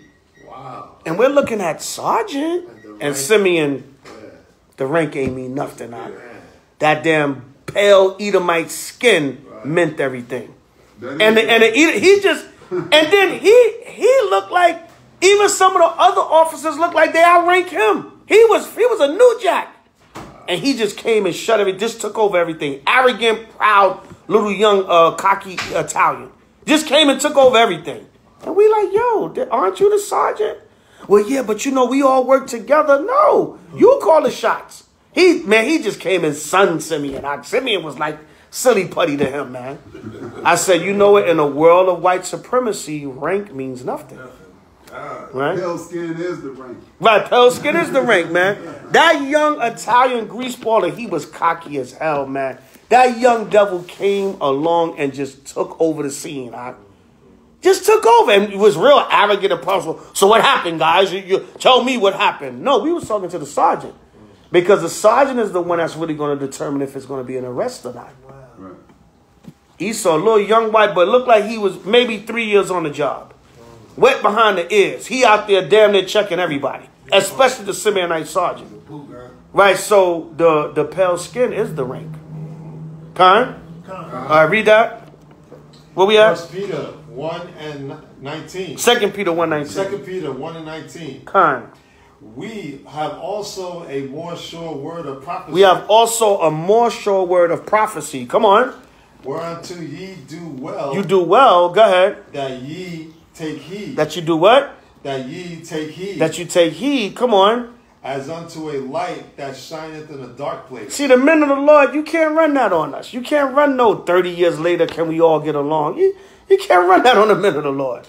Because we still see 30 years later. It's the same thing. All right, come on. Until a light shineth in a dark place. As a light that shineth in a dark place. Come on. Until the day dawn. And the day star arise in your hearts. Right, until Yahweh shall return, we're not going to sleep. We're going to be wide awake checking out what's going on. Right, come on. Knowing this first, that no prophecy of the scripture is of any private interpretation. No prophecy of the scriptures of any private interpretation. So, didn't we read earlier in Amos 1:11 that Esau was going to tear perpetually? That his anger was going to be forever? So we understand what the scriptures say. So it's not going to be no hand joining in hand. It's not going to be, can we all get along 30 years later? Because we understand the scripture. The scriptures say no. His anger and hatred and wrath would be forever. So what we going to do? We going to go high when he go low? We going to kill his hatred with love? Get out of here, man. Go ahead. Right, go ahead. Verse 21. For the prophecy came not in old time. The prophecy came not in old time. Go ahead. By the will of man. This is not man's agenda. So even if we get emotional and want to feel the way we feel, the scripture cannot be broken. It's thus saith the Lord. This is his program. Right, come on. But holy men of the Most High. Holy men of Yahweh by Shema Mashiach Yahushai. Go ahead. They spake. Come on. As they were moved by the Holy Spirit. All right, as they were moved by the Holy Spirit, they spake. So this is not man's program. Right. You know what I'm saying? This is the program of the Most High. And that's how it's going to go down. So give me on one more. Habakkuk 2 and 3. Give me Habakkuk 2 and 3, I believe it is. All right, this is not man's agenda. This is the Most High's agenda. So, and if you look at the 30 years of Rodney King, when it comes to police brutality, white supremacist murder, nothing has changed. Nothing has changed. All right, so we cannot hold hand in hand, and I wouldn't want to hold hand in hand if we could. All right, go ahead. Right, go ahead. The book of Habakkuk, chapter 2, verse 3. Right, if loving Esau is wrong, I don't want to be right. Right, go ahead. Right, go ahead. For the vision is yet of an appointed time. What did the Lord say?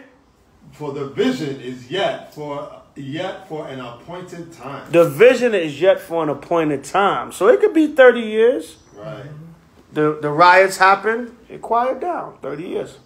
Most High could raise it back up in 30 days. Right. We on his time. You know what I'm saying? Go ahead. But at the end it shall speak. You know, brothers, some brothers in the truth back then, they was hoping that was the start of the race war. Hell, I was learning the truth, but hell, I was hoping a race war was in damn 1980. I don't know. But it's on the time frame of the Most High. Right, go ahead. But at the end it shall speak. At the end it shall speak. When the Most High say so. When the riot turned into a full-flown race war, when the Most High say so. Right, go ahead. And not lie. And not lie. Go ahead. Though it tarry. Go ahead. Wait for it. Because it will surely come. Though it tarry, the word tarry means delay. Though it tarry, wait for it will surely come. Go ahead. It will not tarry. See, a lot of our people, they get that spirit too, that we can't beat them, join them spirit. Right. Oh, you know, we might as well try to all get together and love one another. We here. We all got to live here. Yeah, right? Right. They get that complacent spirit, man. That old Lion of Judah. That old lazy, complacent lion. It ain't that bad. They let us shop. You know, they give us a little job, you know. I get paid, you know. That Rainbow Coalition. Yeah, y'all always out there talking about the white man. The white man give me my paycheck. You know what I'm saying, old coon? Just go to college. Right? Yeah. Go to school, get an education. It's not about black or white, it's about green. What are you going to do with your life? Don't worry about gentrification. See, if you had the money you need, you're not worried about gentrification. No, what about eminent domain? What about these injunctions they putting on people? Right. With money. With you owning the business. Right. What about, like the brother Tariq brought out, when you got the money to buy the property and they redline you. Right? And then sell the property to another nation cheaper. When you got the money to afford it. They still say, no Negroes allowed. We don't care how much money you got. You $1 million nigga. That's what right. That's when they remind you that. Right. Even they remind you then. Oh, you getting uppity, nigga? Oh, you sassing me? You sassing me, nigga? Right. ABC, you want to buy ABC? Right. Don't go get uppity, nigga. Right? Yeah, man. Esau will put you back in your place. Right? Yeah. Bill Cosby was trying to buy NBC. He was also trying to buy the Cleveland Browns. All right. And They killed his son? Yeah, I believe they killed his son. Yeah. They told Bill Cosby, don't be getting too uppity, nigga. Right. Yeah. Because Bill Cosby got 4 daughters and 1 son, and they killed his son. Right? They killed his son that was out here in Cali. Enos. Right? Enos Cosby, yeah. They killed him to put Cosby in line. I don't think that was a sacrifice. Because Cosby was doing a lot. I've been doing some research since this trial. Cosby was doing a lot behind the scenes. See, a lot of people got mad at him and called him a sellout when he did the pound cake speech and when he was like telling pull your pants up and be worried about a $200 pair of sneakers, get your education. They was like, oh, he was talking like a bougie Negro. But nah, it's just Cosby was saying, listen, we got to do better as a people. That's all. He was just, when I heard the speeches back then, or when I heard of them, I didn't have no problem with them. Right. I was like, he's just telling y'all to get y'all ish together. He said that multiple times. He said that multiple times, yeah. But when you research Cosby, Cosby was doing a lot behind the scenes. And he always pushed the black family. That's one thing on the low. He always pushed the black family. You know what I'm saying? So they really got at Cosby because he was like a backdoor revolutionist. And they said, don't be going to get uppity, nigga. Nigga, you trying to buy NBC now? And the Cleveland Browns? You sassing me, nigga? He's so funny as hell when they do that. Don't go get uppity on me, nigga. You know, they said for the show, the Cosby Show. It's like, yeah. Don't be sassing me, nigga. Right, go ahead. Salakia, Tariq, and then Brother Yahweh. No folly.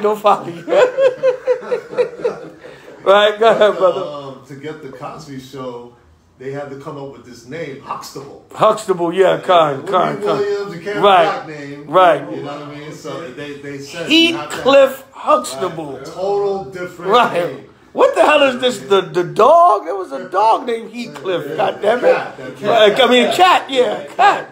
Yeah, Heathcliff, man. I was like, what the hell is that? What happened to Leroy Williams? Right. You know what I'm saying? Yeah, man. Right? Nah, they couldn't get Huxtable. I was like, what? Right. Hux table. You know what I'm saying? What is a hux she was throwing on us? A hex, hux, whatever the hell. Yahweh? Well, I think how he scared the society. I remember watching it on television at the time. He was on a late night show, whether it was Johnny Carson or whether it was Letterman, whoever it was. And they asked him about, he said, I want to buy NBC. And they said, well, how are you going to do that? He said, I already got the money. Yeah, It cost over $1 billion. He said, and then he wanted to turn it into a black network. Right. A positive black network. Right. That sort of thing. And I also knew the guy had a house on Mulholland Drive where that Russian dude who killed his son was staying at. Right. He came over there and killed him, said he was robbing him, but it could absolutely be a deeper thing than that. Right, Khan. Yeah. Do you know that the guy that killed Cosby's son, he denied his own parole twice already? Absolutely. Because they theorizing that he feels safer in jail than on the street. Right. Because he come out on the street, he know too much, and he know that he was set up to kill Cosby's son. And they fear that he might talk, and he fear that they fear he's going to talk. So he feels safer in jail. And he's an immigrant. And he's an immigrant, yeah. So he feels safer in jail. Right. And they say that Cosby is one that slipped through the cracks. Cosby had bread. Big and a lot of people don't know he started the black stuntmen in Hollywood. He set up the whole industry for stylists and makeup artists, black stylists and makeup artists to get more work in Hollywood. He did a lot of that.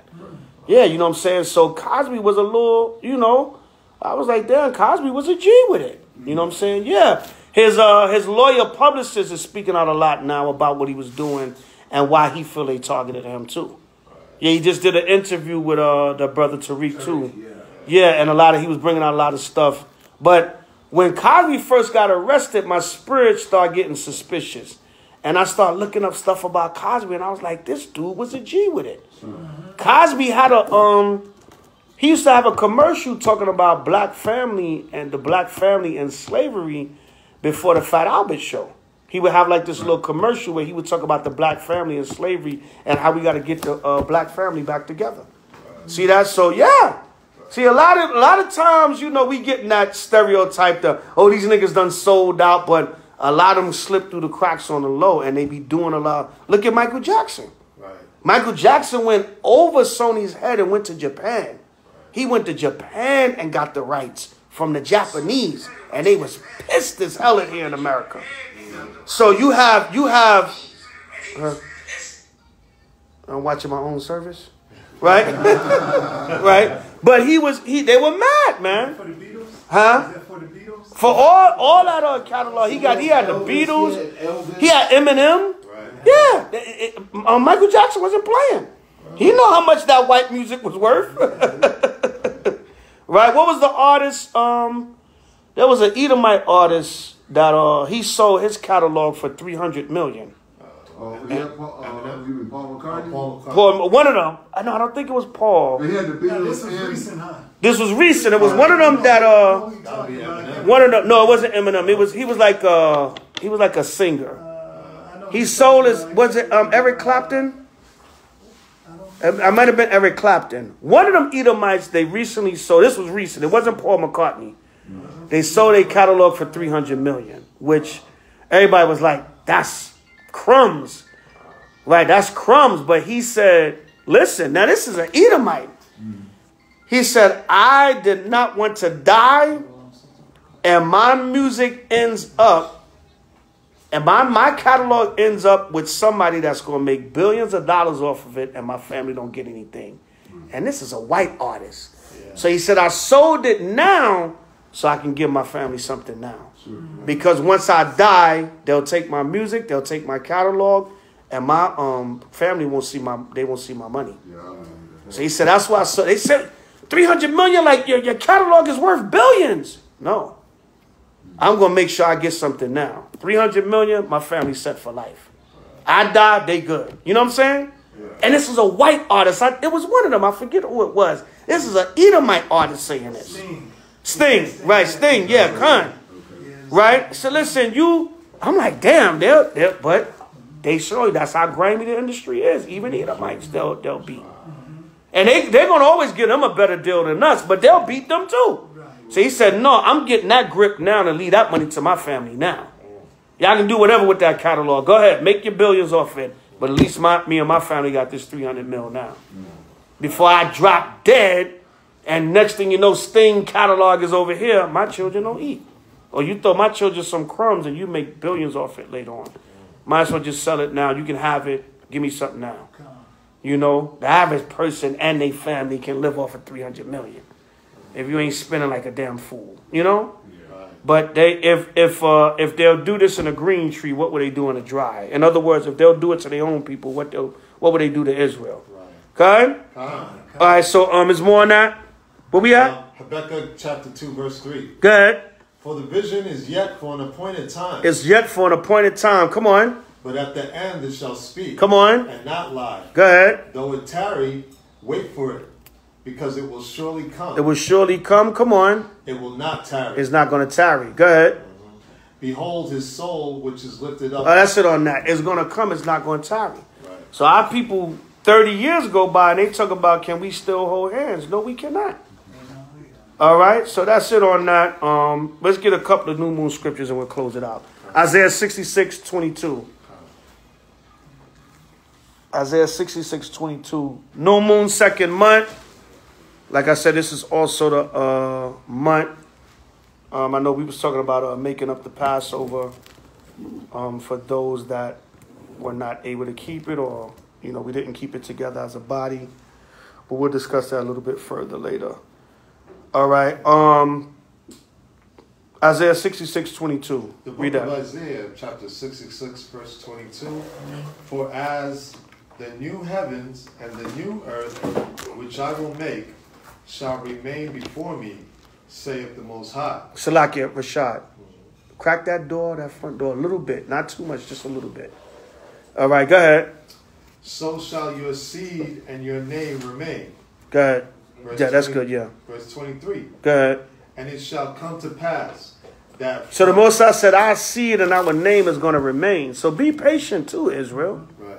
A lot of times, the reason why a lot of our people want to give in a lot of times because they lose patience. You know what I'm saying? I want to have some kind of happiness. Let's just get along and do what this white man tell us, and we should be okay. Right. All right, at least we can get something. All right, go ahead. And it shall come to pass that from one new moon to another, and from one Sabbath to another, shall all flesh come to worship before me. The Lord said, from one new moon to another and one Sabbath to another, all flesh. We get in the kingdom, everybody going to keep the Most High feast days. They're going to have to. Khan, go ahead. Shall all flesh come to worship before me, saith the Most High. Go ahead. And they shall go forth. That's it on that. The Lord said all flesh. It's not going to be like now, or, Israel, excuses. Brother. You know what I'm saying? Right? No zeal. Right? Slacking. So I got the water. I got to work, brother. I couldn't get off. And, I need to make my money. Okay, brother. All right. Excuses. All right, I'll be there, but you're not there. You know what I'm saying? Yahaba Shem Yashabakata, elder. I'll be there. No, I'll be there. What you want me to bring some wine? I'll bring some wine, elder. All right, brother. Yahaba Shem Yashabakata. Listen, man, you only making it bad between you and the Most High. You know, but, you know, we in some rough times now, man, you know, and the Most High is sifting too. The Most High, we in a sifting process, you know. Most High is proving who is going to serve him. It tell you in Malachi, the 3rd chapter, we going to discern between the righteous and the wicked, between him that serve the Most High and him that serve him not. We in that time of sifting too. All right, so don't think, you know, don't always think things are happening because it's you and Most High sifting too. He removing people that is not worthy of serving him. God, or he know in their spirit they not sincere about serving him. So, you know, you got to look at that too. You know what I'm saying? Look at that too. The Most High is cleaning the house also. All right? Yeah, that comes to mind. It kind of confirmed that for me because there was conversation about sisters getting with these Edomite men. You know what I'm saying? That's the trend now. Yeah. So when the sister brought it to my attention, I said just that. I said the Most High, you know, filtering, sifting through who ain't with us anyway. You know what I'm saying? That's what's happening with that. You know, you get them out the way, whatever, man. Only that's right. Gonna be, that's right. That 1/3, 2/3 going to be out there, man. So you confirm that. And a lot of these Edomite men are killing these women, man. Oh my goodness. Yeah. Like grandma last week. Yeah. Grandma need to go sit her behind down somewhere. Grandma was on Hollywood Boulevard just making a fool of herself with a damn drink in her hand. Come on, Grandma. But that's what our people want, man. So, you know, you got to be glad you a brand plucked out of the fire, right? The Most High chose you. Like Yahushua said, you have not chosen me, I chose you. So, you know, when you look at it, you might be like, damn, this brother, that sister. Most High could be cleaning the house too, man. A lot of times the spirit weed people out because they're not sincere. You know, you got to look at that too. You might think, oh, they slacking, this and that. No, a lot of times the spirit is weeding them out because you playing games anyway. Okay? You know, is quality over quantity a lot of times. You know, so you got to look at it like that too. You know? Right? Sometimes less is more. You know? So go ahead. 666. No, that's it on that. Go to Psalms 81. 81, 3 and 4.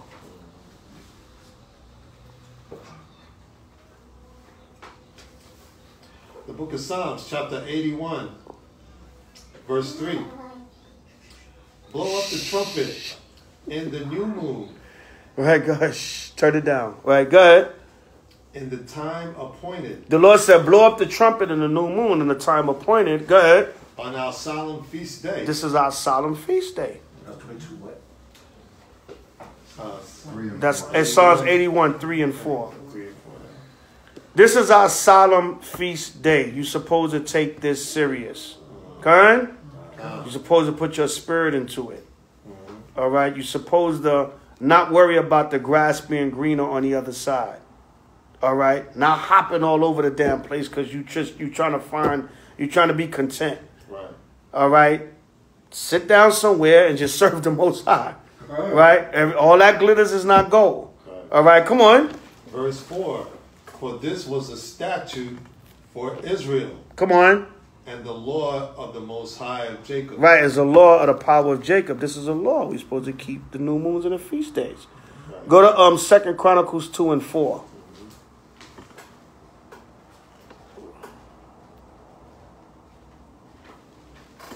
Second Chronicles 2, I believe, is 4. Couple of new moon scripts. Put the vibration out there and wind it down.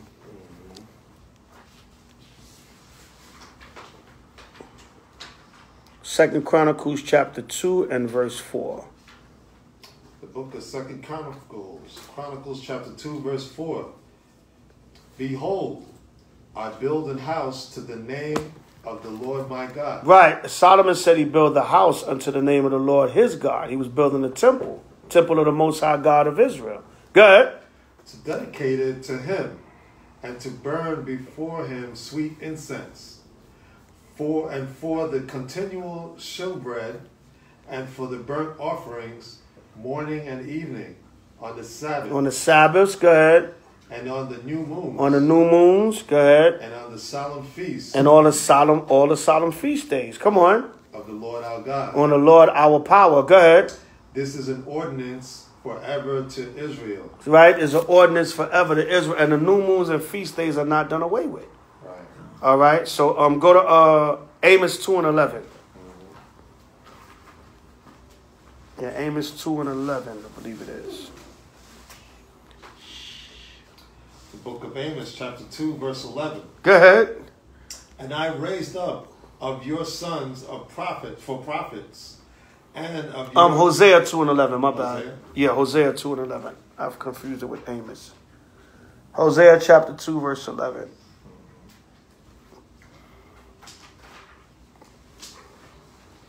Book of Hosea, chapter 2, verse 11. I will also cause all her mirth to cease, her feast days, her new moons, her Sabbaths, and all her solemn feasts. Right, the Lord said he was going to cause our mirth, our happiness to cease on our feast days because what? We was going to fall and go into captivity because we were sinning. So the Lord said, I'm going to take the happiness of your feast days away from you. That's going to be part of your punishment. Even now, we in captivity, we come together for the feast days, but you got to go right back out there to these curses, man. Right. You know, we have a good time for a couple of hours, and then it's man. You know what I'm saying? That's why we developed a habit over the years in New York, like staying up to 5, 6, 7 in the morning on the feast day because nobody wanted to leave. You know what I'm saying? So brothers like, we got in the habit of, got to take the day off from work. Got to shut your business down. It's a Sabbath anyway, so you got to shut it down anyway. Be prepared because everybody start not wanting to leave each other. Like, damn, man, you got to go back into this wicked world. And then if you don't live with nobody in the truth, you might live with family members that's off, or you live by yourself and the people around you are off. So you were so happy to get around brothers and sisters, you didn't want to leave. After a while, it was like 1 o'clock, 2 o'clock, 3 o'clock. Nobody wanted to leave because it's like, damn, I'm amongst the family. After a while, it's like, well, now I got to get home or whatever the case may be. But it's like, damn, you got to go back. You get the couple of hours to be with the family, fellowship, laugh, talk about the prophecies, whatever. Then it's back to this belly of the beast, man. You know? So even now, we keeping the feast days, but we in captivity is mirth, but then the mirth is taken away as soon as you leave the feast. Yeah, I could. It's like back into this damn world, huh? You go back in the world after you just had a good, strong teaching. Right. Talk about Right. You have a good camp, and you go home feeling good, and then you wake up the next morning like, oh man, that was a damn good camp last night, but we still in captivity. I woke up and I'm not on a chariot. I woke up, I'm not in the kingdom. You know what I'm saying? Yeah, that was a good camp. You still feel good. But it's like, still in hell, though. You know, we ain't prophesied till the chariots came. All right, go ahead. I will also cause all her mirth to cease, her feast days, her new moons, her Sabbaths, and all her solemn feasts. Right, so we would fall and go into captivity where we couldn't even enjoy our feast. And even while in captivity, we're keeping a feast, but it's not like the level it's going to be on in the kingdom. We still got to go back and deal with these everyday curses once we enjoy the feast for them couple of hours. Right. All right. So go from there to the Apocrypha. All right. Go to let me see which one I want. Go to Second Ezra 1. Let me see what I want. I need some of them glasses, Tariq. Yeah. These 50-year-old eyes. I keep fighting it, but I'm about to break down and get a pair. I keep fighting it. I'm thinking my eyes is 25 years old. I keep fighting it, but I'm gonna break down. I gotta get a pair. 2nd Ezra 1. And let's start at. It's okay. 2nd Ezra 1. Let's get to the point. 31. 2nd Ezra 1:31. Book of 2nd Ezra, chapter 1, verse 31. Come on. When ye offer unto me, I will turn my face from you. Yeah, see that? When the Most High was angry with Israel, he said, you offer your offerings to me, I'm going to turn my face from you. Right? Go ahead. For your solemn feast days. For your solemn feast days. Come on. Your new moons. Your new moons. Go ahead. And your circumcisions, for I have forsaken. He said, I have forsaken them. Because why? You're not doing them in the right spirit. You sin. You still sinning. That's another thing. You enjoy the feast 3, 4, 5, 6, 7 hours. Then you go back out there and do some form of wickedness. Right. The Most High said, I'm going to forsake your feast because you're not keeping them in the right spirit. Okay? So when we come to the feast, you're supposed to get a boost. And you go out there and you try to be better. Right? You go out there and you try to continue to be, the Most High gave us a great feast. We're going to remember that. Most High will tomorrow, if we hit the battlefield, let's go have a good camp. Throughout the week, man, I look forward to the next feast. You know what I'm saying? Right.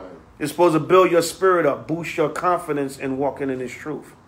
Okay? All right, go from there to Luke 21:25 and Colossians 2, and we'll close it out. Okay. Right? Allah could come. You got about 11 comments on here, brother. Shalom. Allah could come. What's going on? Shalom, King. I see you on here. You got about 11 comments on here. All right, that's my brother from another mother.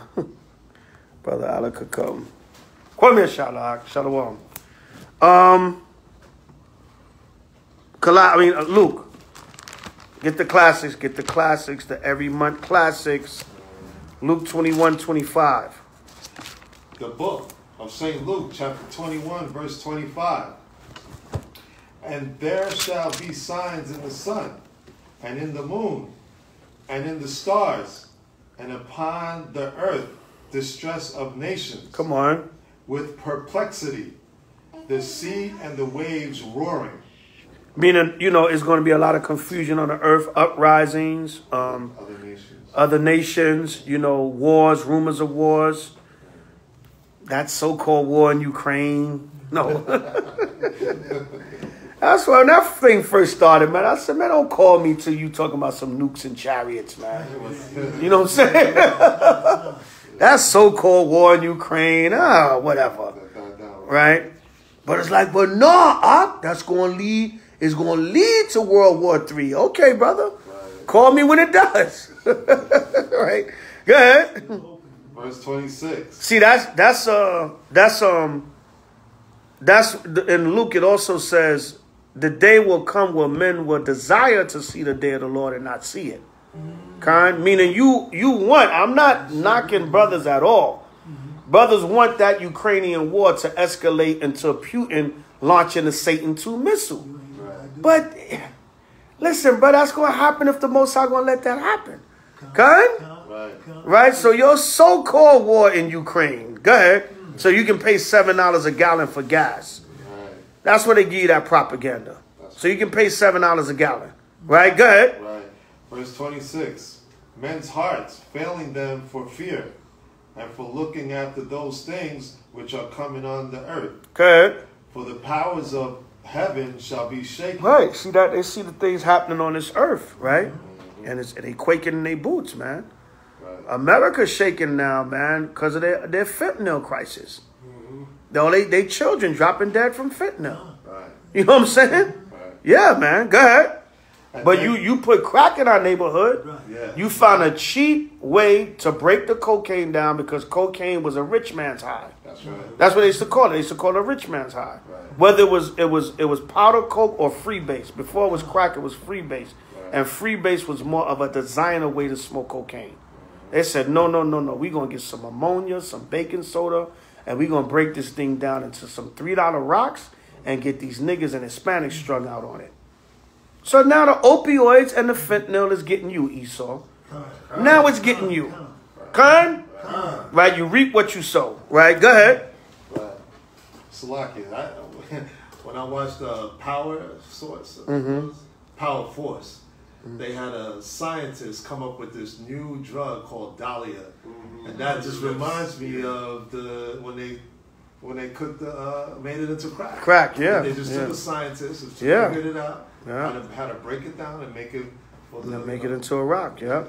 They found a way, like I said, because cocaine was considered a rich man's high. Right. Or it wasn't, because people in the hood did it, but it was a more expensive high. Right. They said, no, we're going to make it cheap, like New Jack City. He said, Nino said, people want to get high. They want to get real high, real fast. You know what I'm saying? And that's what they did, man. Right. And even in that, they tried to elude that to a black man. They demonized the black man in that movie. Right. They made it seem like Nino Brown was the mastermind of this crack thing. You know what I'm saying? Right. Even though they slipped in there, he said the Dominicans and the Colombians have shown us the way.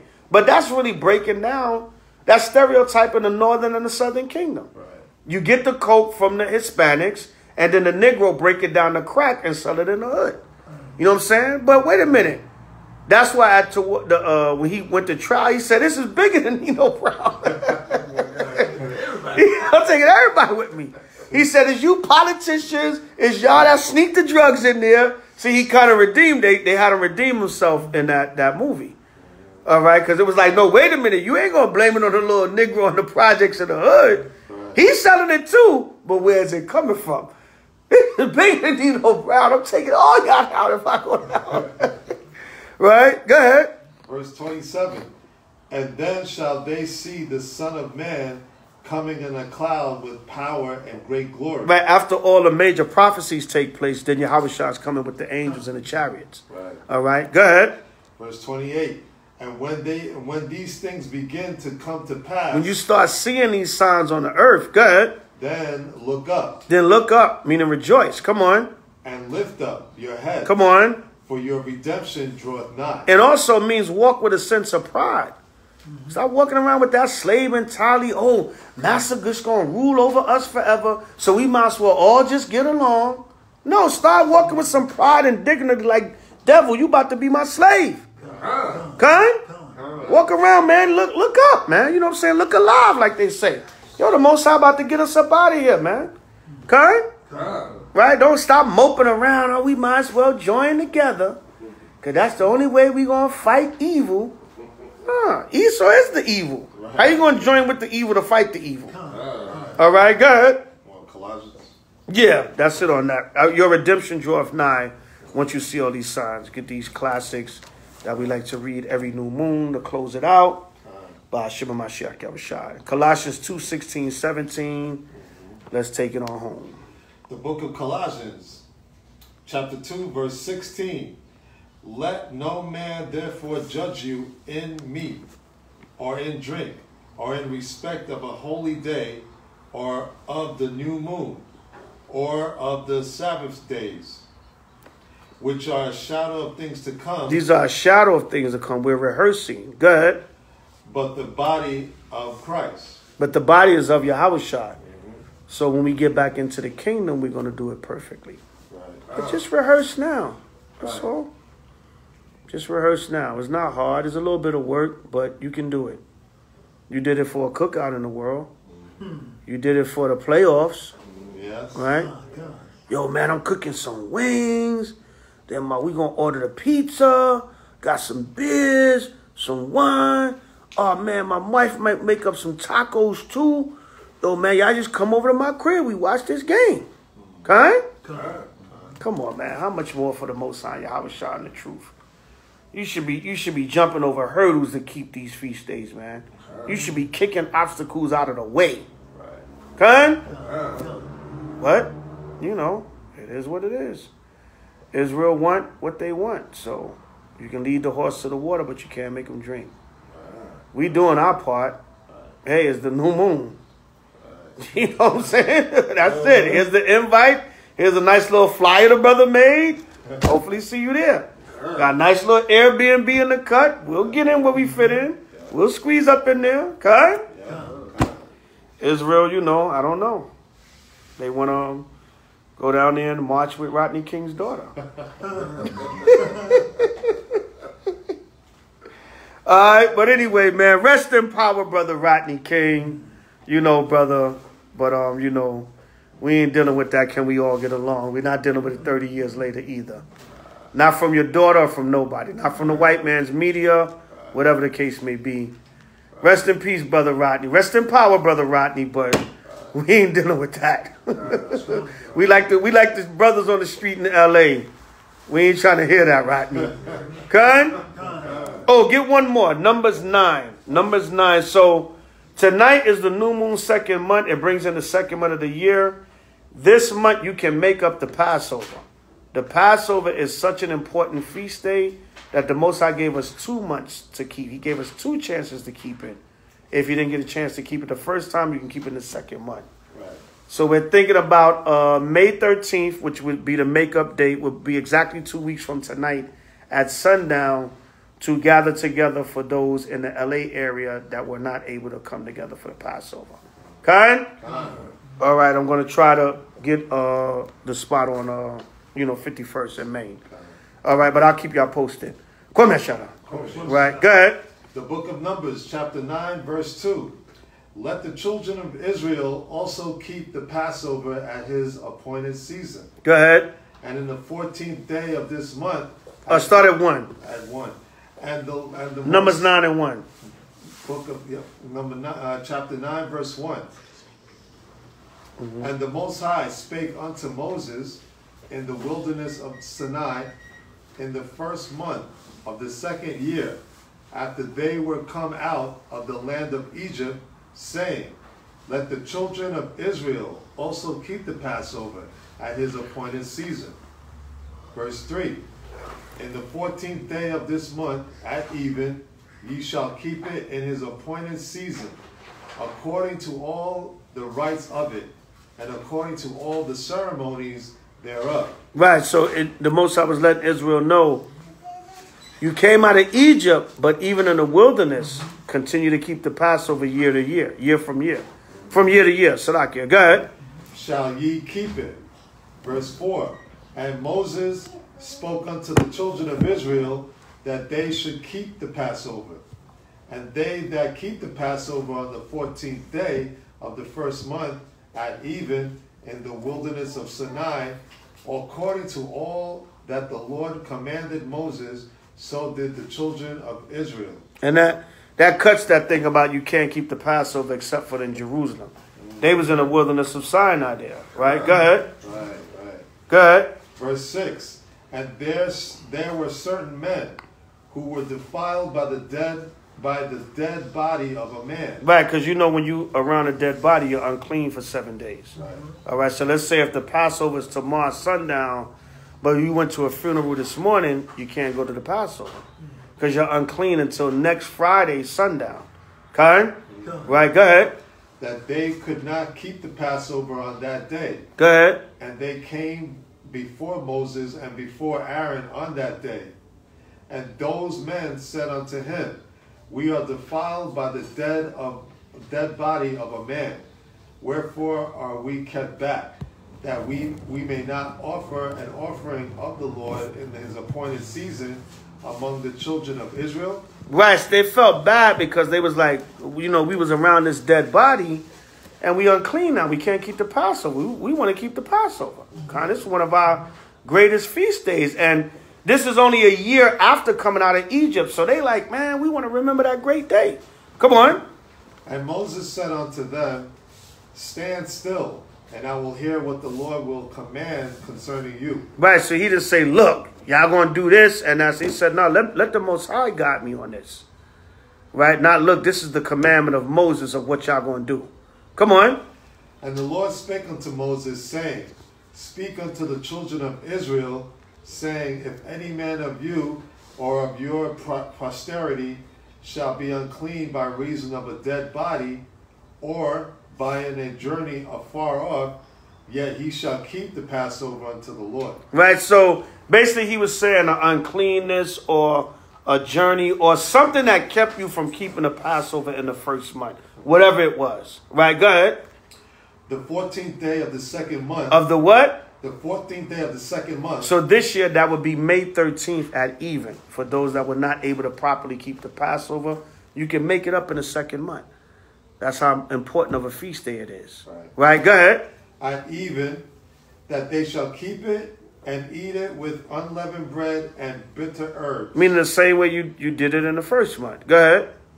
They shall leave none of it unto the morning. What verse you in? Verse 12. Go ahead. They shall leave none of it unto the morning, nor break any bone of it.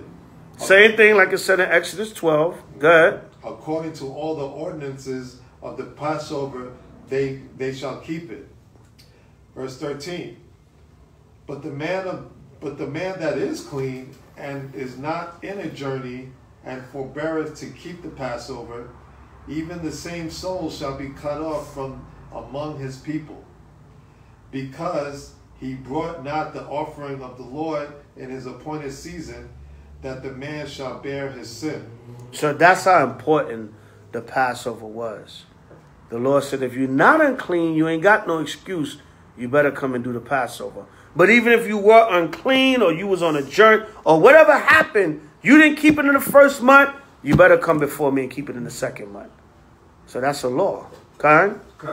So the makeup date this year would be exactly 2 weeks from tonight, May 13th at even. Okay? Right? So this was so important to the Most High. He said, listen, man, I give you a chance to make it up. That's how important the Passover is. Okay? So in rehearsing the righteous acts, we do both. You know, okay? Normally, you know, if we don't gather, I'll just go live for brothers and sisters around the country that weren't able to keep the Passover, and they'll do it in their homes. And I'll do a live lesson for them. Okay?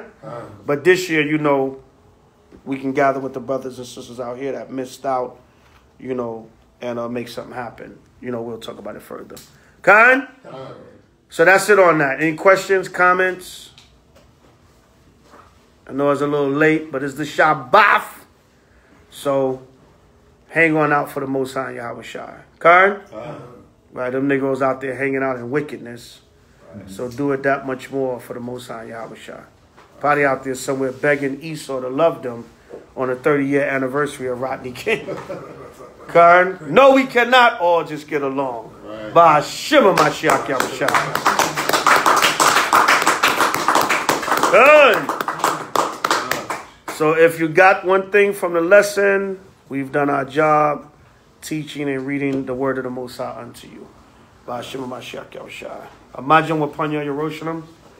Stand and face Jerusalem on the east for closing prayer.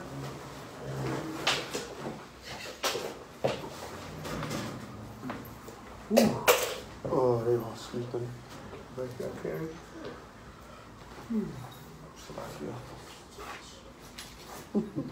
This way, babe. This way, right? Hallelujah. Hallelujah. Hallelujah. Hallelujah. Hallelujah. Yahweh. Yahweh. Hashem. Hamashiach. Yahweh Shai. Rak Nawa. Way Shalom. Mahabiyah Sapayim. Shema. Yasharallah. Yahweh.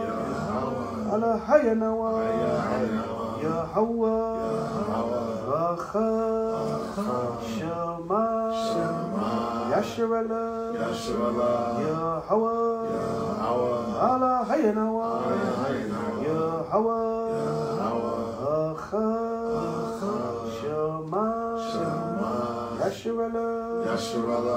Yahweh. Alahayanawa. Yahweh. Shema. Yasharallah. Yahweh. Alahayanawa. Yahweh.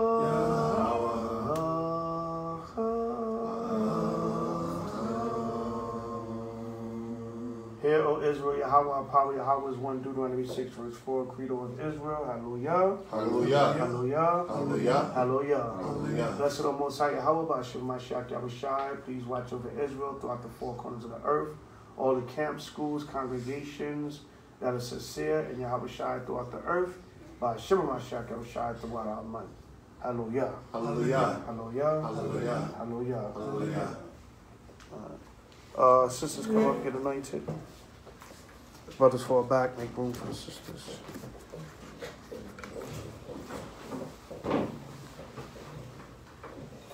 Get y'all back. Get y'all back.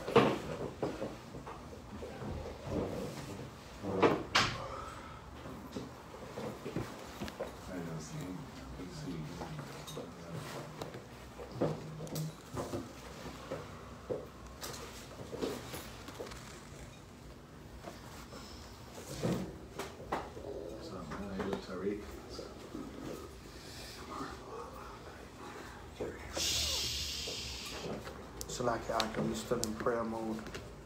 So we're going to do the anointing. Y'all know the routine. Number 6, 22 to 27. Ask the Most High for blessings.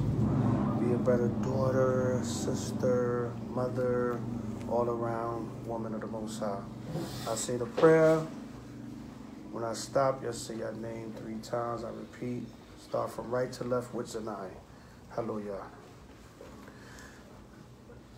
Number 6, 22 to 27 in the ancient Paleo Hebrew. Yabareki Yahweh, wa Shamarka, Ya'al Yahweh, Pan Yahweh, Al Yaka, wa Yakanka, Yasha'al Yahweh, Pan Yahweh, Al Yaka, wa Yashamnaka, Shalom, Yahweh, Ba'ashem, Hamashiach, Yahushai, Babakusha, Shemai, Nawa, Aita, Shalak, Ma'ika'ala, wa Alahayim, La, Shema'ayo.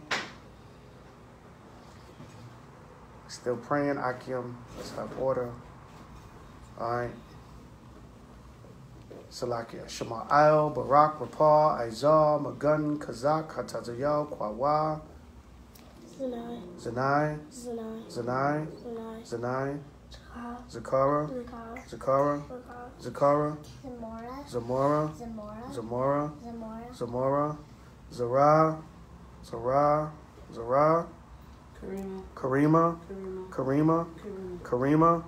Shalakia. Ada. Kol Akim. Kol Akwafim. Kol Banyum. Yasha'ala. Ba'ashem. Hamashiach. Yahushai. Tawada. Tamyad. Abalam. Amen.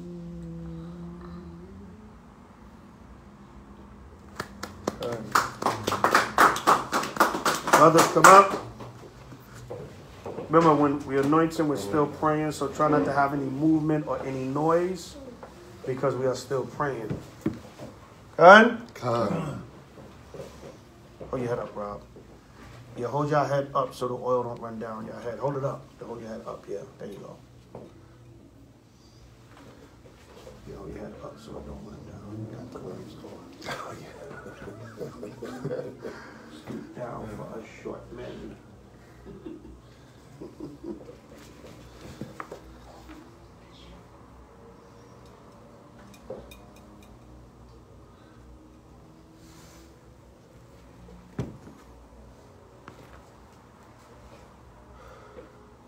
Hallelujah. All right, same routine, Akim. Number 6, 22 to 27 in the ancient Paleo Hebrew. As I say the prayer, you meditate to the Most High. Be a better father, son, brother, all around man of the Most High. And be strong, be ready to be on the front line in these last days and carry our nation. Khan? Anointing prayer, number 6, 22 to 27 in the ancient Paleo Hebrew. Hallelujah. Yabareki Yahweh. Salakia. Yabareki Yahweh, wa Yashamarka, Ya'al Yahweh, Pan Yahweh, Al Yaka, wa Yakanka, Yasha'al Yahweh, Pan Yahweh, Al Yaka, wa Yashamnaka, Shalom, Yahweh, Ba'ashem, Hamashiach, Yahushai, Babakusha, Shemai, Nawa, Aita, Shalak, Ma'ika'ala, wa Alahayim, La, Shema'ayo, Barak, Rapah, Aizah, Magun, Kazak, Hatazayal, Kwawa, Brother Tariq. Tariq. Brother Tariq. Tariq. Tariq. Tariq. Rob Judah. Rob Judah. Rob Judah. Rob Judah. Rob Judah. Rob Judah. Your guy. Your guy. Your guy. Your guy. Your guy. Your guy. Rashad. Rashad. Rashad. Rashad. Rashad. Rashad. J. Judah. J. Judah. J. Judah. J. Judah. J. Judah. J. Judah. Yahweh. Yahweh. Yahweh. Yahweh. Yahweh. Yahweh. Zabak. Y'all gotta say it. Zabak. Zabak. Zabak. Zabak. Zabak. Zabak. Zabak. Ko. Ko. Salakia. Yakin. Yakin. Yakin. Yakin. Yakin. Yakin. Ko. Ko. Akim. Akim. Ko. Ko. Akwafim. Awakim. Ko. Ko. Bunyam. Bunyam. Yasha'ala. Yasha'ala. Bahashim. Bahashim. Hamashiach. Hamashiach. Yahawashi. Yahawashi. Tawada. Tawada. Yad. Yad. Iwalam. Iwalam. Amen. Hallelujah. Hallelujah. Hallelujah. Hallelujah. Hallelujah. Hallelujah. One minute, shut up. All right, stand and face the east. Everybody pray for the food and the drink. Hallelujah. Hallelujah. Yahweh. Yahweh. Hashem. Hashem. Hamashiach. Mashiach. Yahushai. Yahushai. Baruch Baruch Barak. Barak. Noah. Noah. Kag. Kag. Kadash. Kadash. Yarak. Yarak. Wa. Wa. Barak. Barak. Noah. Noah. Rum. Rum. Yuwam. Yuwam. Wa. Wa. Shabbat. Shabbat. Wa. Wa. Shabbat. Ba. Shabbat. Ba. Barak. Barak. Kag. Kag. Shol. Shol. Kadash. Kadash. Yarak. Yarak. Ba'ashem. Ba'ashem. Mashiach. Mashiach. Yahushai. Yahushai. The water. The water. Yad. Allah. Iwalam. Alam. Amen. Blessed are Most High Yahweh Ba'ashem Mashiach Yahushai. Thank you for the new moon feast, Most High. Thank you for the food and the drink that we're about to receive. Let it nourish our bodies. Lord, continue to bestow your loving kindness and blessings upon us forever and ever, Most High. Ba'ashem Mashiach Yahushai. Thank you for blessing us with a great new moon feast, Most High. The water, the yard, Iwalam. Amen. Hallelujah. Hallelujah. Brothers, turn to the sisters. Salute each other. Akim Yasa Allah.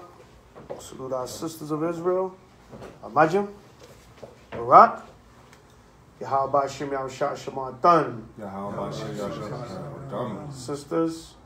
Other hand, Ra. The other hand.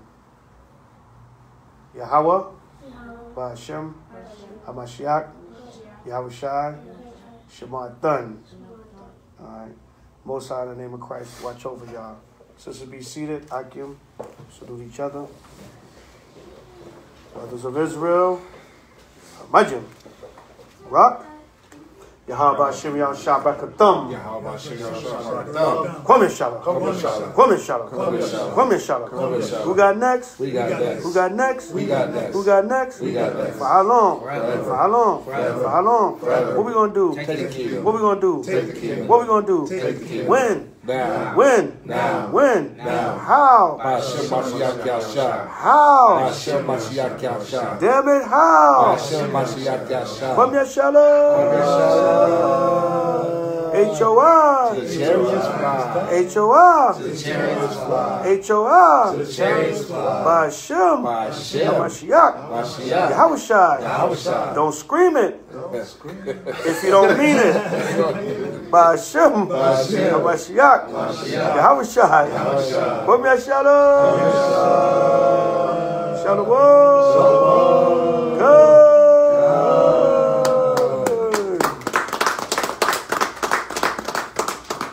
Ashar Chaaadash Yarach. Happy new moon, second month. All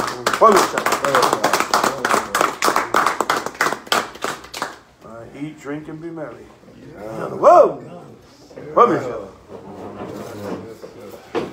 Sorry to get dressed up, but I just cut straight from work. Nah, you good. You got your tassels on. That's why I dress up every day, anyways. Anybody helping the sisters, sir? Oh, you got your little helper crew? Right, go eat, baby. I was reading when you were calling. I was trying to tell her he's outside. Yeah, I was. Okay. That's why I couldn't. Yeah, we got stuck outside the work clothes. Shout out to Chaaadash Yarach. Hope y'all enjoyed the new moon service. If y'all learned one thing tonight, we've done our job. H.O.I. Los Angeles, Kwame Shala, Shalom. Happy new moon. Happy new brew moon, second month. Kwame Shala, Shalom. He's good, thanks, man.